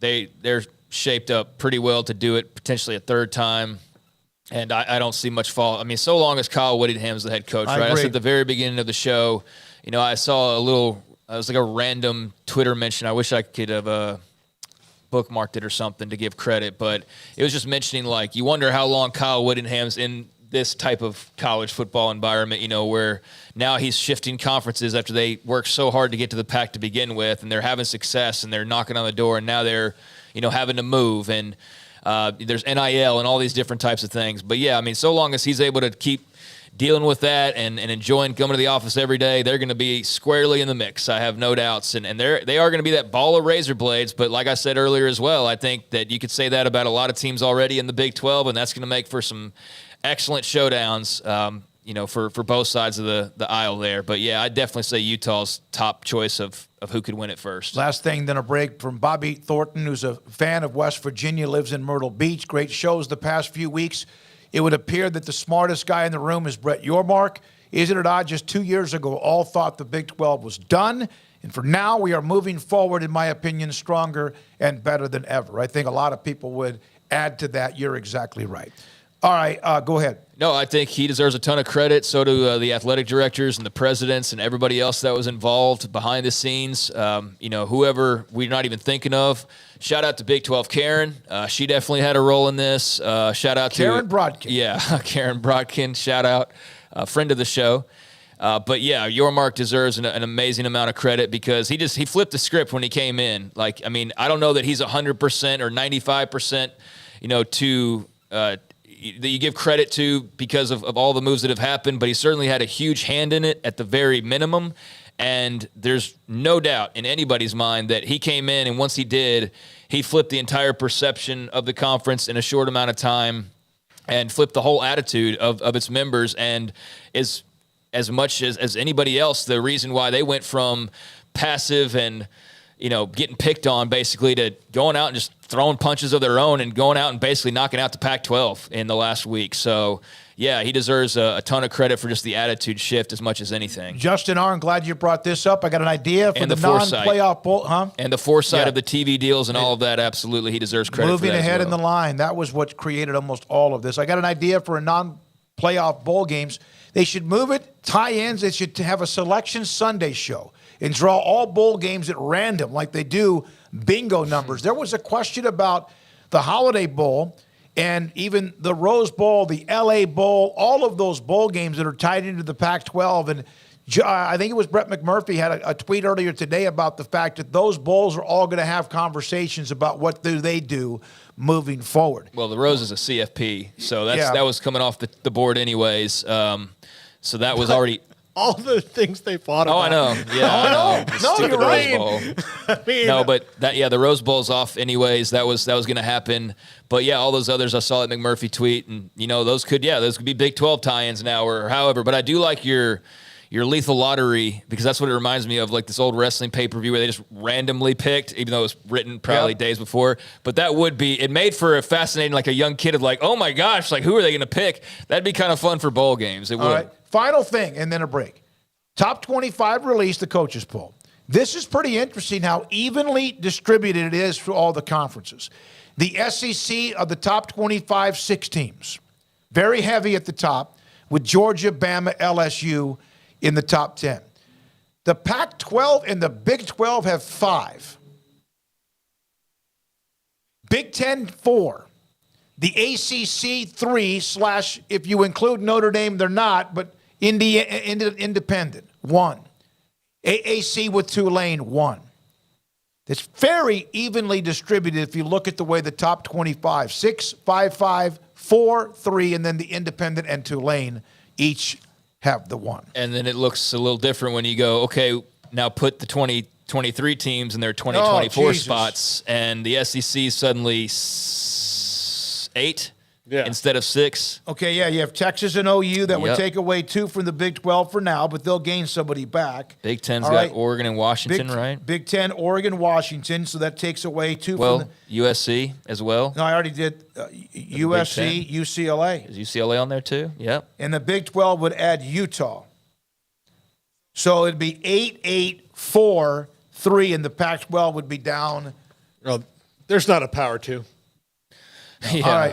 That's just a myth brought up by crazy media people with agendas. Dude, I'm telling you, like, that stuff's been out there for a while. The Super League stuff's been out there for a while. The soccer, trying to do the relegation stuff has been out there for a long time. I just thought that we were further away from that because I think even those who projected that or had sources to lead them in that direction, I mean, just the way last week went and how quickly that all unfolded was insane. So, yeah, it's amazing how quickly things can flip. And you're right, Paul. I mean, it's all heading in that direction a lot quicker than I think anybody anticipated. I don't think it's a surprise, but the quickness with which we're reaching that point is a little too fast for, I think, most out there, save for those 2 conferences. And that's where the Big 12 has needed to be aggressive and needed to try to carve out its role. And you know, you hope that it works out in the long run, but for the meantime, they did everything it seems like they possibly could, and they may not be done for all we know. David Welker, worth remembering, Brigham Young was 5-0 against the Pac-12 in 2021, including wins against Utah and USC.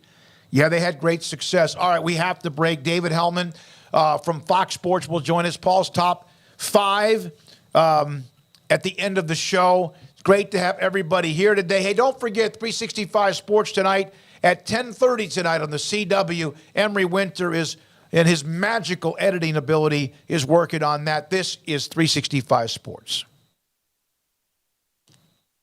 PettyClinicLowT.com. Dr. Kent Petty, MP. You asked about why I haven't done that yet today. Well, here we go.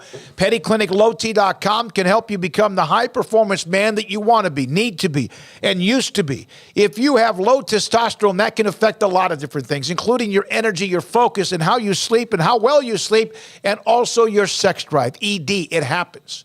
As you get older, your testosterone level can drop. Dr. Ken Petty and his staff can help you find out if, in fact, your issue might be testosterone level. And this is how we can do it.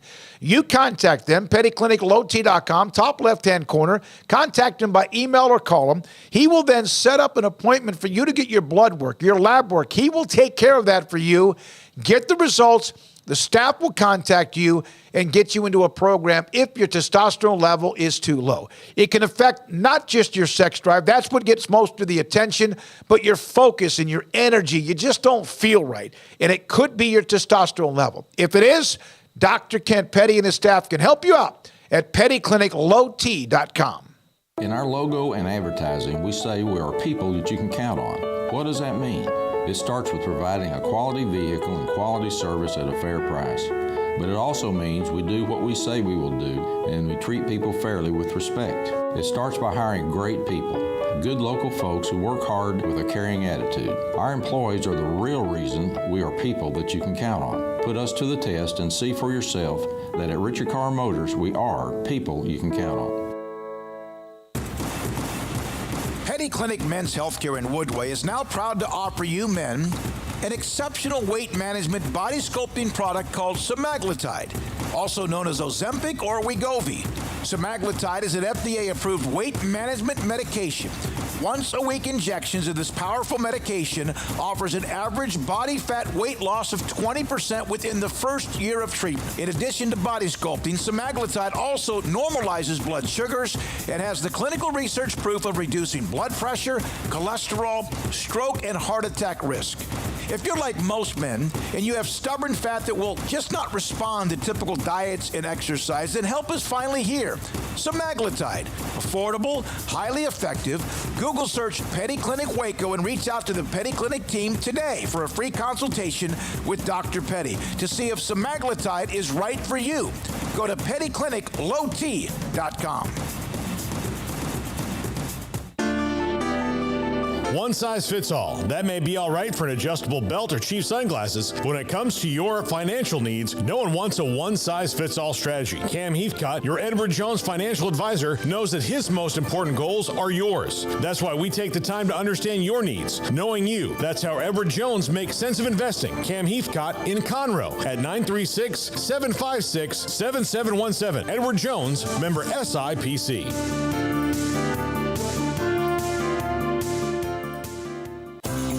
At Ideal MRI, we feel blessed to be a part of the Waco community. We're a small family business right here in Central Texas, and our goal is to bring down the cost of healthcare while maintaining high quality. At times like this, the cost of healthcare has never been more important, and unfortunately, significant illnesses and injuries still occur. That's why Ideal MRI is open and here to serve you through the difficult time. We offer premium MRIs just like a hospital with state-of-the-art technology and specialists, but you'll pay less. Sometimes thousands of dollars less, whether you're using insurance or not. At Ideal MRI, we accept most insurance and there are no hidden costs, even offering financing if that's needed. Everything included in the price, and you'll not get something as a surprise in the mail later on. If you need an MRI, ask your doctor about Ideal MRI. They'll know. You can schedule an appointment safely from home online in minutes at idealmri.com or give us a call, 833-IDEAL-MRI, idealmri.com. TFNB Your Bank for Life is the official local bank of Baylor Athletics. Find out why more Central Texas are making TFNB their bank for life. Sign up for our Edge checking and savings accounts to earn interest or cash back. With 5 convenient locations and an award-winning mobile app, banking has never been easier. TFNB, your bank for life. Member FDIC. Welcome back to 365 Sports. It's time for our weekly segment with David Hellman of FoxSports.com. NFL training camps, full throttle, preseason games, Hall of Fame, all of that. We'll start with David Hellman, Fox Sports, with David. What are your thoughts about the Big 12 adding 4, the Big 10 adding 2, and the realignment cycle and musical chairs continues for a sport I know you love? I mean, cash rules everything around me. That's what somebody said one time. To be honest, I think it's kind of unfortunate. I'm a college football traditionalist. I would like things to go back to the way they were from before this round of realignment. So, you know, I don't know. It may have to think that it just feels like a lot of the regionality is getting squeezed out of the sport in the name of profit, and a lot of things that weren't necessarily broken getting fixed. But at the same time, I mean, look, the sport's more and more popular than it ever has been. The ratings indicate that, the money indicates that. So obviously they're going to find a way to profit. And, you know, I think we have to admit that we're complicit with a lot of this as well. I mean, I'm not going to stop watching. And the SEC is going to be bigger and more fun than it ever has been. So I'm sure it'll find a way to be just as entertaining and fun as it ever has been. But as somebody who, you know, I grew up with the sport a certain way, and I'm not necessarily saying that way is better, but it just makes me sad to think that a lot of the things that I grew up on are probably going to be going away. If not right now, then in the near future. The SEC remains the one who is, and I guess the ACC, the most regional when it comes to what they're doing. Do you watch with, like, as an SEC fan, just wondering, like, okay, well, what's coming for them now? Because nobody just is going to let one, you know, are they really going to let the Big Ten sit at 18 when they could also have 18? You know, the kind of greed that goes on there and making sure that you're keeping up with the Joneses. I mean, look, the SEC is very arrogant, but I would at least say you have to acknowledge that it's an earned sort of arrogance. So I don't think the SEC is going to be worried about keeping up with anybody. I mean, I think they have a lot of marquee programs. I think the SEC would probably say they have 75% of the programs, especially adding Texas and OU. I mean, they have 75% of the programs that people tune in to see. I don't think it's so much as keeping up with the Joneses, but I just don't think it stops here. You know, I think in 5 years, I think the SEC and the Big Ten are going to look around at the Rutgerses and the Purdues and the Vanderbilts of the world and say, well, what are you doing here? Like, are you really making us more money? Are you bringing more eyeballs? Like, how do we get rid of you? And I just, I might be thinking 10 or 15 years down the road, but I see college football looking a lot like the NFL before too long, in the sense of, where once we had 120 programs, maybe now at the upper echelon of the sport, you're talking about, 30, 35 of them. That's where I think it's going, even though it might take a long time to get there. All right, David, to the Cowboys now. Zach Martin's still not there. Jerry Jones doesn't sound that worried about it. I mean, of course, he's not going to come out and absolutely panic. This is what he does. Do you think that when they get back to Frisco, this might get resolved? Yeah, at some point, because when they get back to Frisco, now it's time to turn towards the season. But again, I think I said this last week, you're going to have to get, a month from today is like the week before the first game. And for me personally, I don't need to see Zach Martin before then. I don't think he needs the practice time.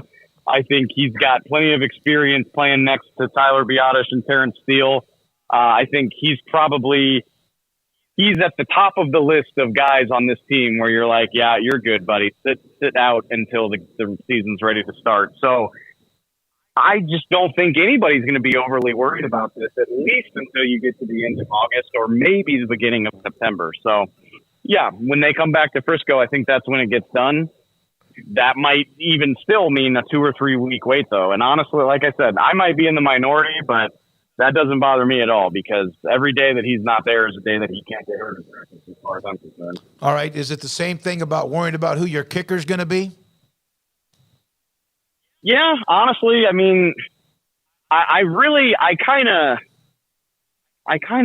had a moment with the kicker position one of these years. It might have been last year, because if you remember, they did this last year where they brought in 2 guys. They were both pretty terrible in training camp. They wound up bringing back Brett Maher, and it was the end of the world. It was a terrible decision. And then Brett Maher had a phenomenal season, and then ironically got the yips at the most important time of the year, which really, I think, just kind of hammers home the idea that there's maybe 3 kickers in the league that are appreciably different than everybody else. Obviously Justin Tucker in Baltimore, Younghoe Koo in Atlanta has been really, really good. I'm positive I'm forgetting about somebody. I suppose the young kid in Cincinnati, McPherson, that they drafted. But really, other than like 2 or 3 guys, I think it's all just a jumble of the same sort of not completely reliable guys. So, yeah, they'll wind up signing somebody. Either this guy, Brandon Aubrey, is going to have a great training camp. I think they're going to let him kick against Jacksonville. I'm fascinated to see how that goes, how he does kicking in an NFL environment for the first time in his life. Maybe he'll rise to the challenge, or maybe they'll wind up bringing in somebody more experienced closer to the season. But I think I've just kind of accepted to, unless you've got one of those special guys, you just kind of have to let go and let God. David, there's always, training camp hype about a guy or something. This year, I feel like the Kevontae Turpin contributing more at wide receiver on the offense is going to get a lot of play, but the Cowboys keep saying that about different guys year over year, whether it's Tavon Austin or whoever, and it never really comes to fruition. Do you think they will use him more, or is this just one of those training camp things that starts to bubble up? Fool me once, shame on you. Fool me twice, shame on me. Fool me 5, 6 times, and I don't even know what we're doing.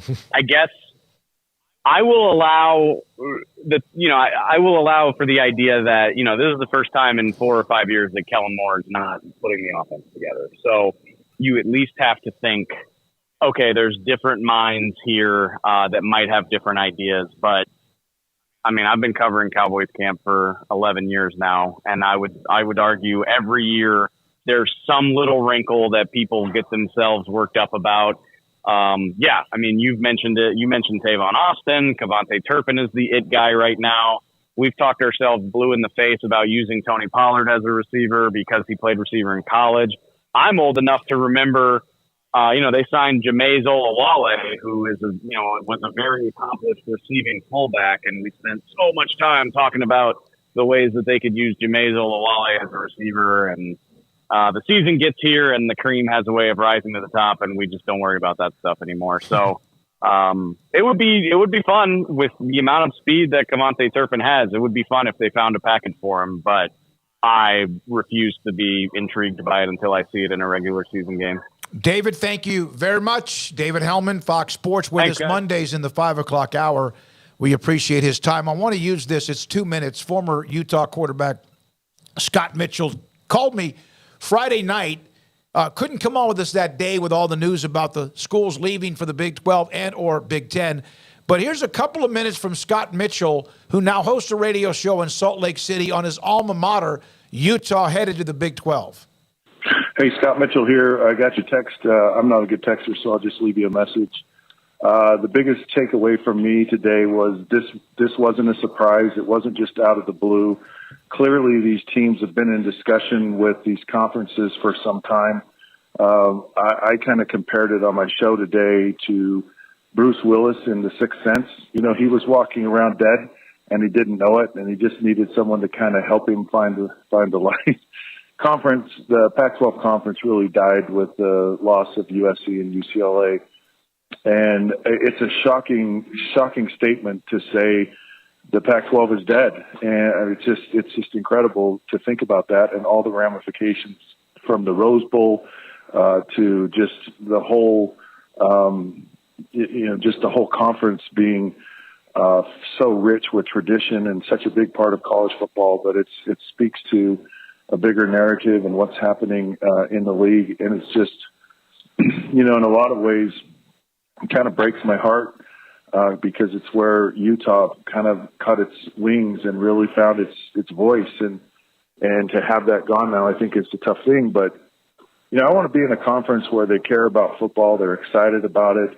This rivalry between Utah and BYU has come back to life. And a lot of people don't want it, but I sure do. So I'm super excited about what's happening, what to look forward in the future. And I think the Big 12 is now a pretty darn big conference. And I even caught wind there might be Washington State, Oregon State, but really just tremendous opportunity moving forward and really heartbreaking, crushing loss that I don't think anyone was really surprised was going to happen. So sure, we'll chat more in the future, but hope that's helpful. All right, that's Scott Mitchell, former Utah, also NFL quarterback, his thoughts about the story from Friday.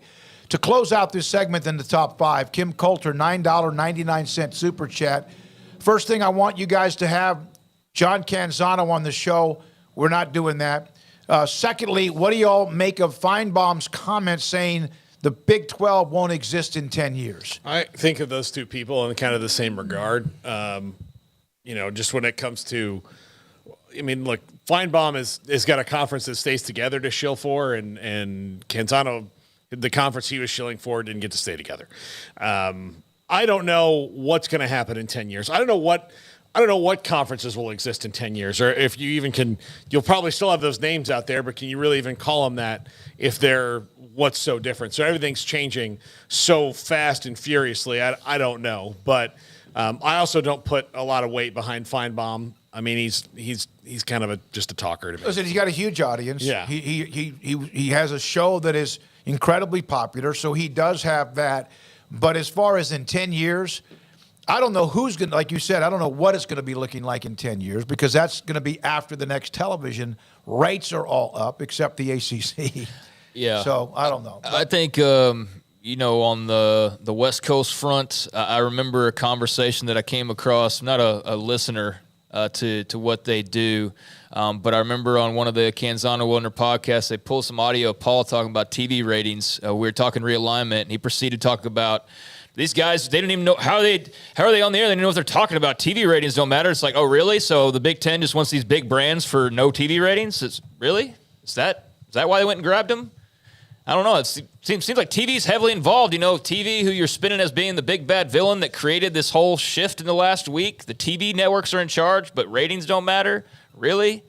So anyways, that's just one thing I'll point to. But, I don't want to make enemies here or anything like that, but you take a swipe, we'll swipe back. And I think that we stayed the course despite a lot of people, claiming to, we're pushing nothing. There's nothing to it. Really? There's nothing to it? You still want to say that? After the last couple weeks, there's nothing to it? Maybe we're talking about it for a reason. Maybe you're not the only one with sources. I mean, and clearly, no matter who has the sources, some were better than others, and yours weren't great because look where it's landed. But on the Feinbaum side of things as well, and you're not trying to single out. I don't really want to do that, but that's a long time coming. And the Feinbaum, I mean, I can say that this town won't exist in 10 years. Who's going to prove me wrong? I mean, 10 years, you can say anything. The U.S. won't exist in 10 years. I mean, that's probably... Helen Mirren's going to play Batman. Okay, 10 years. We'll check back in. Paul. Are you going to be here in 10 years, Paul? And I don't mean that, in nasty a way. I really don't. I don't know if I'll be here. I never thought I'd make it this far, honestly, with you. I never thought I'd see 40, 50, whatever. So the fact I'm even approaching that in a few years is amazing to me. So, yeah, don't peg me on what can happen in 10 years. Now, I understand where that's coming from. All right. And I understand his point. And, we'll see. Let's get there first. But for right now, the Big 12 is doing everything in its power to be in some form of power, and they've done a really good job with that. So let's check back in 5-10 years if we're even all still doing this at that point, and we can give him we can raise his arm in victory or not. But I don't think that college football is going to boil down to 2 super leagues, and that's it. I don't think you just eliminate hundreds of programs across the country. There are going to be some that are affected. There are going to be some that are at different levels than they're accustomed to. We know that for sure. But I don't buy into everything else will just cease to exist or matter in the grand scheme of things. I just don't know that'll be the case. But check back in 10 years. I do think in the last 3 to 5 or 7 years, I do know that he has also declared the Big 12 on life support. Yep. And here we are, because you never know how multiple times things may change. And now he seems to be someone that is very high on what Brett Yormark and the Big 12 have done, and he should be, because that's a fact. That's not just someone's opinion. All right, when we come back, Paul Catalina's Top 5 coming up tonight, 365 Sports tonight, 10:30 on the CW, and this is 365 Sports. Riverbend Liquor and Wine, now with 2 locations to serve you. Lakeshore Drive and North 19th Street, the one you've heard me talking about for years now, and now downtown Waco on Franklin. A little bit of differences in the store, but same great customer service, same great speed you get and efficiency. But, you've heard me talk about craft whiskeys and beers that they have down at the main store, the original store at Lakeshore Drive and North 19th Street. Or the new one, they're more about what's trending, what's going on, the trends in drinks on social media. That's what they're going to have there. So look, whether you're downtown or over on Lakeshore Drive and North 19th Street, same great service, same fantastic company, same great things all around that you can get at Riverbend Liquor and Wine. 2 locations, Lakeshore Drive and North 19th Street, and now downtown on Franklin. The future's bright, the time is now. College is what you make it. It's a late night pizza run and all-nighters coding a new project. It's having big dreams and making them a reality. It's a professor who knows your name and your story. It's preparation for your future, your calling, your life.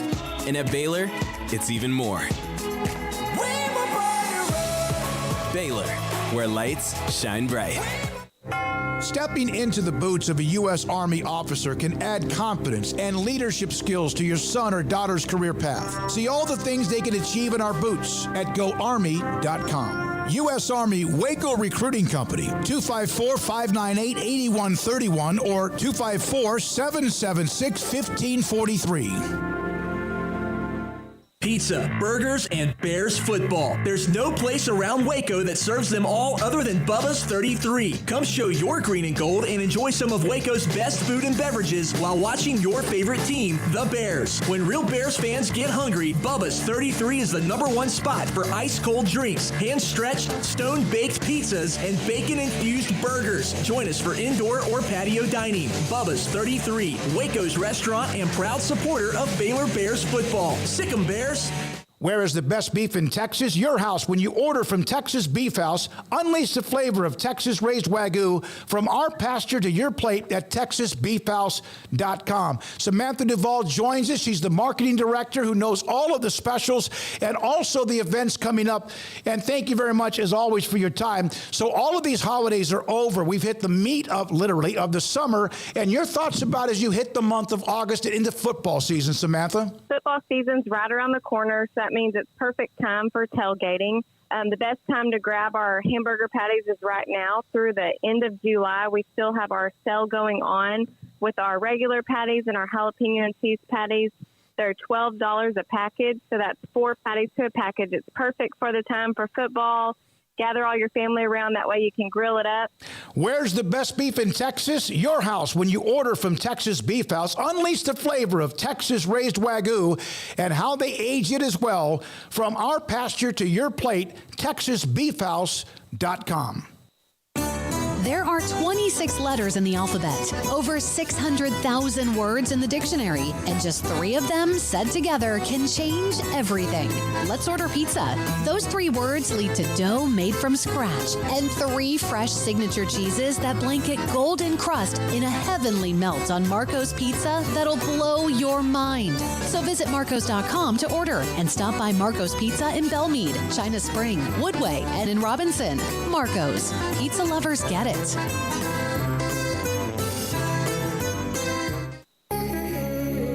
It's time for Paul Catalina's Top 5, brought to you by Texas Beef House. Where's the best beef in Texas? Your house when you order from Texas Beef House. Unleash the flavor of Texas-raised Wagyu. From our pasture to your plate, TexasBeefHouse.com. Top 5 WTF moments of the Pac-12 collapse.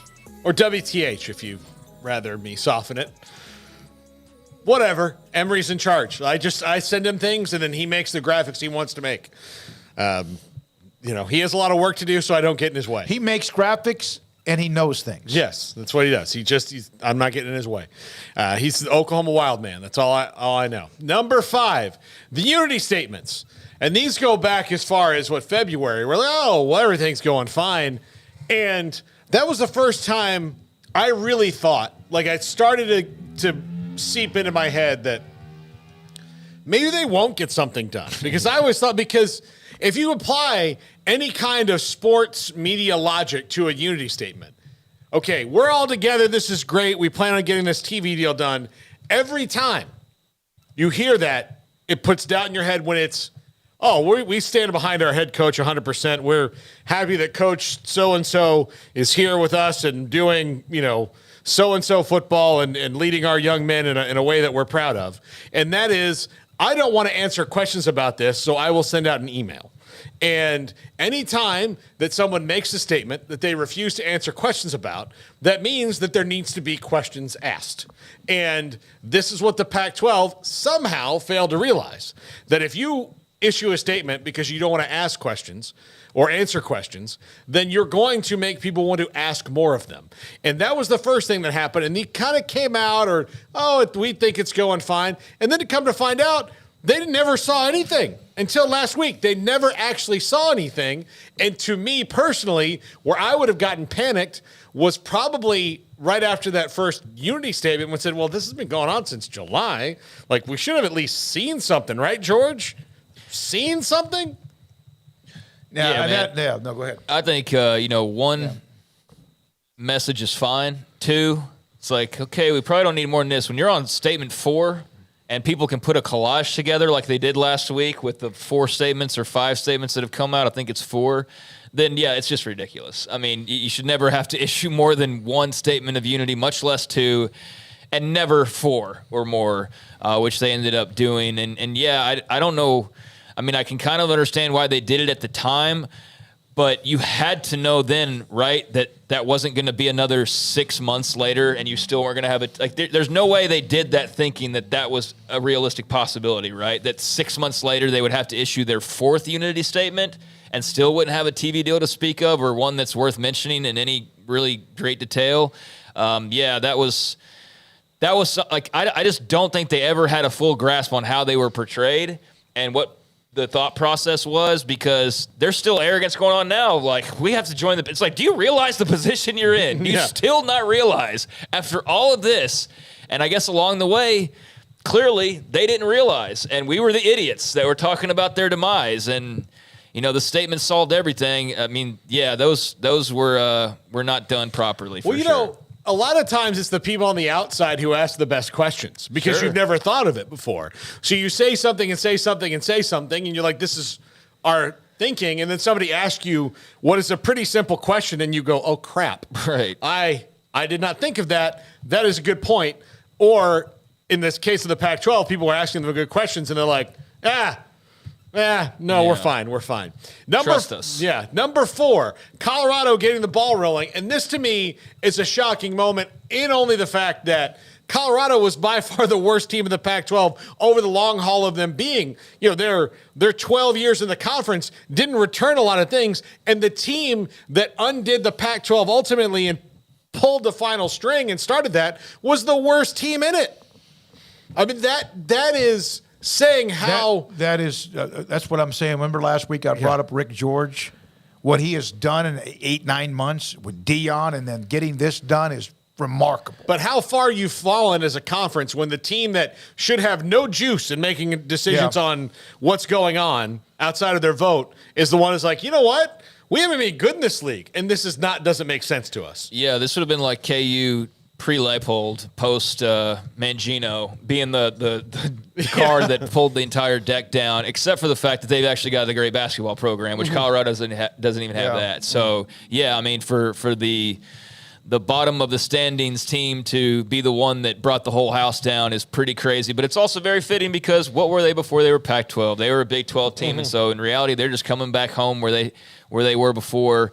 But Colorado, without them sticking their neck out and doing that on their own, not really telegraphing it all that much, but just kind of like one day Rick George is saying this, the next day he's leaving a meeting early, and then 2 days later or whenever it was, they're out of there entirely. Yeah, the four corners don't come together without the Buffaloes, so they deserve an immense amount of credit for being the first to make the move and not know what was coming afterwards, but just doing it on their own, and then we saw what followed.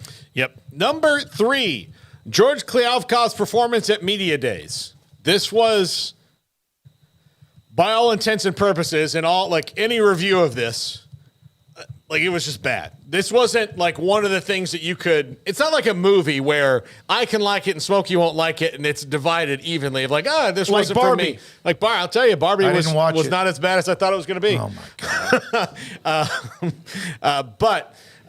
god! There's just those things. But this was one of those. If you were giving a performance review of George Kliavkoff, I had to come in and say, "Hey, we got to talk about Media Days here." If you don't have a deal, it's okay to say that we're not there yet, as opposed to think that you have one and everybody's ready to go, and then kind of saying we're trying to focus on football today. Well, you're not Lincoln Riley. Nobody's here to ask you about the spread offense versus the veer. Yeah. Nobody's going to ask you if if USC's defense is better. This is what you're here to talk about. So, those things were bad, and that's where. You were gone that Friday. Craig and I were on, and I just said, look, I don't know what's going to come out of this.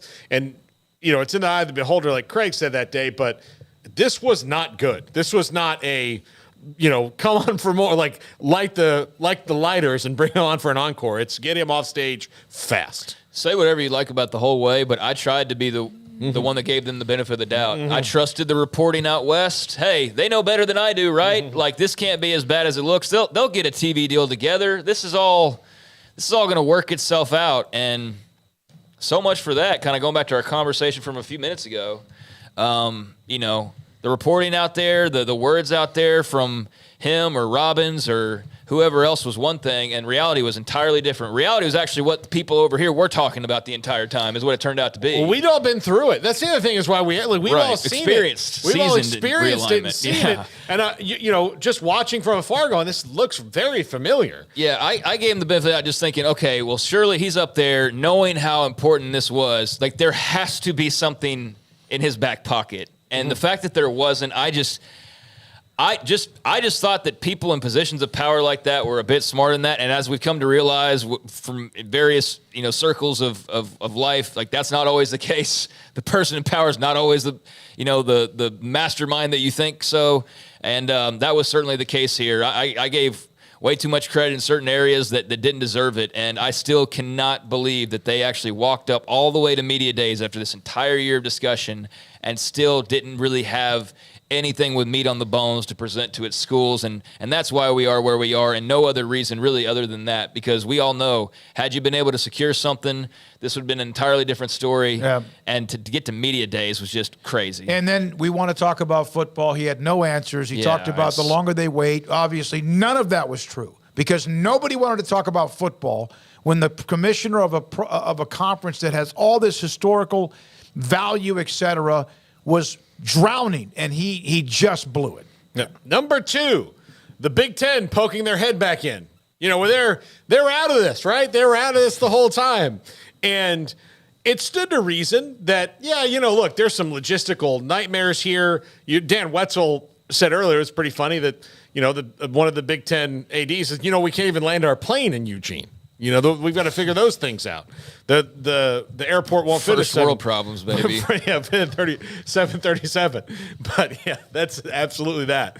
But yeah, and then all of a sudden, they planted the seed. Of course, they started the downfall, taking out the LA schools a year ago, and then just waited for the building to crumble.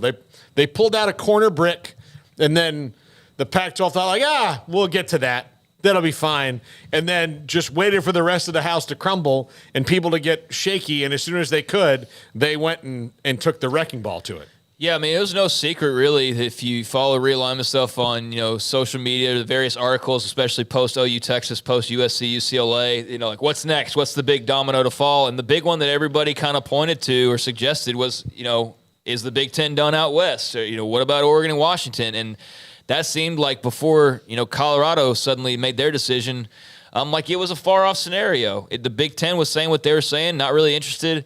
But sure enough, all it took was the right couple of, levers being pulled. And the Big Ten was waiting quietly, and they can claim we didn't do anything, but they were ready to go when the time came. And I don't think that's any coincidence. So yeah, they were lying in wait. That's why the Big Ten's the Big Ten. The SEC is the moves that they've made over time, right?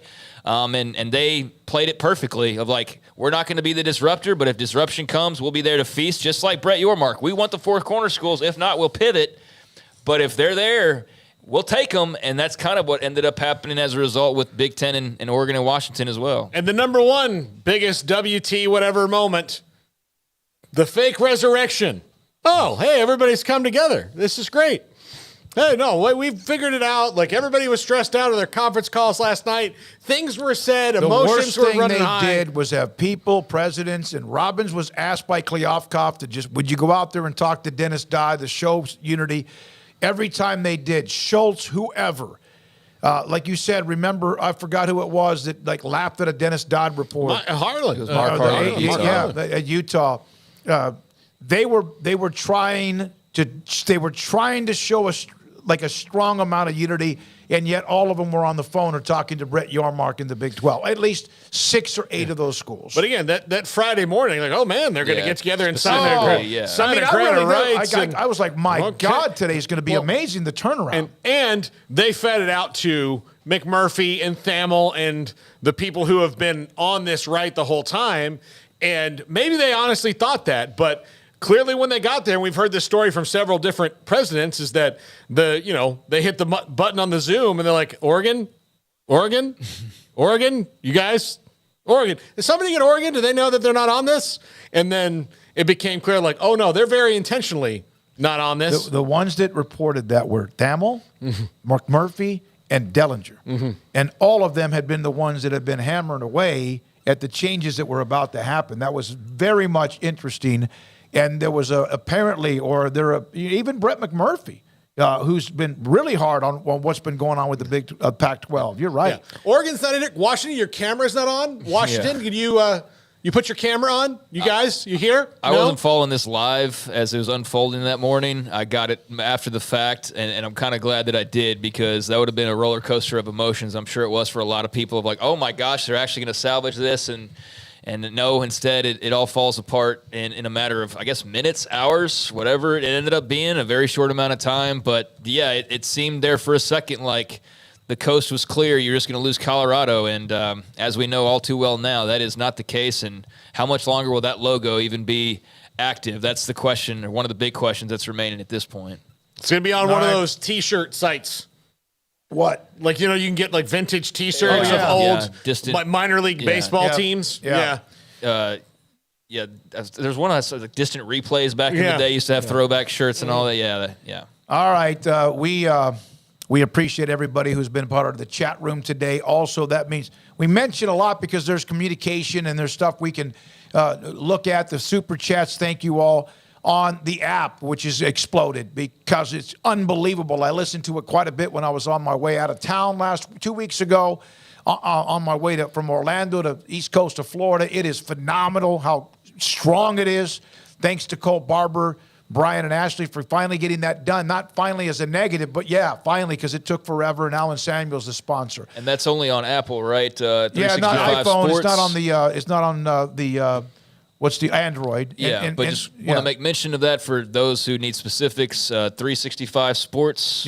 Is what you need to look for. Sick'em 365. Sick'em 365 on the app. Look for that and download it off the Apple Store if you would. Thank you kindly. It really is. And then, of course, those who are just watching, who aren't being a part of it, subscribers have gone crazy. Thank you for all of that. For Emery Winter and Garrett Ross, Jack McKenzie, Levi Caraway, Paul Catalina, Craig Smoak, back at it again tomorrow. Every weekday at 3 Central Time. We are here, and every weeknight on the local CW 365 Sports. Good night. I'm David Smoak, and good night.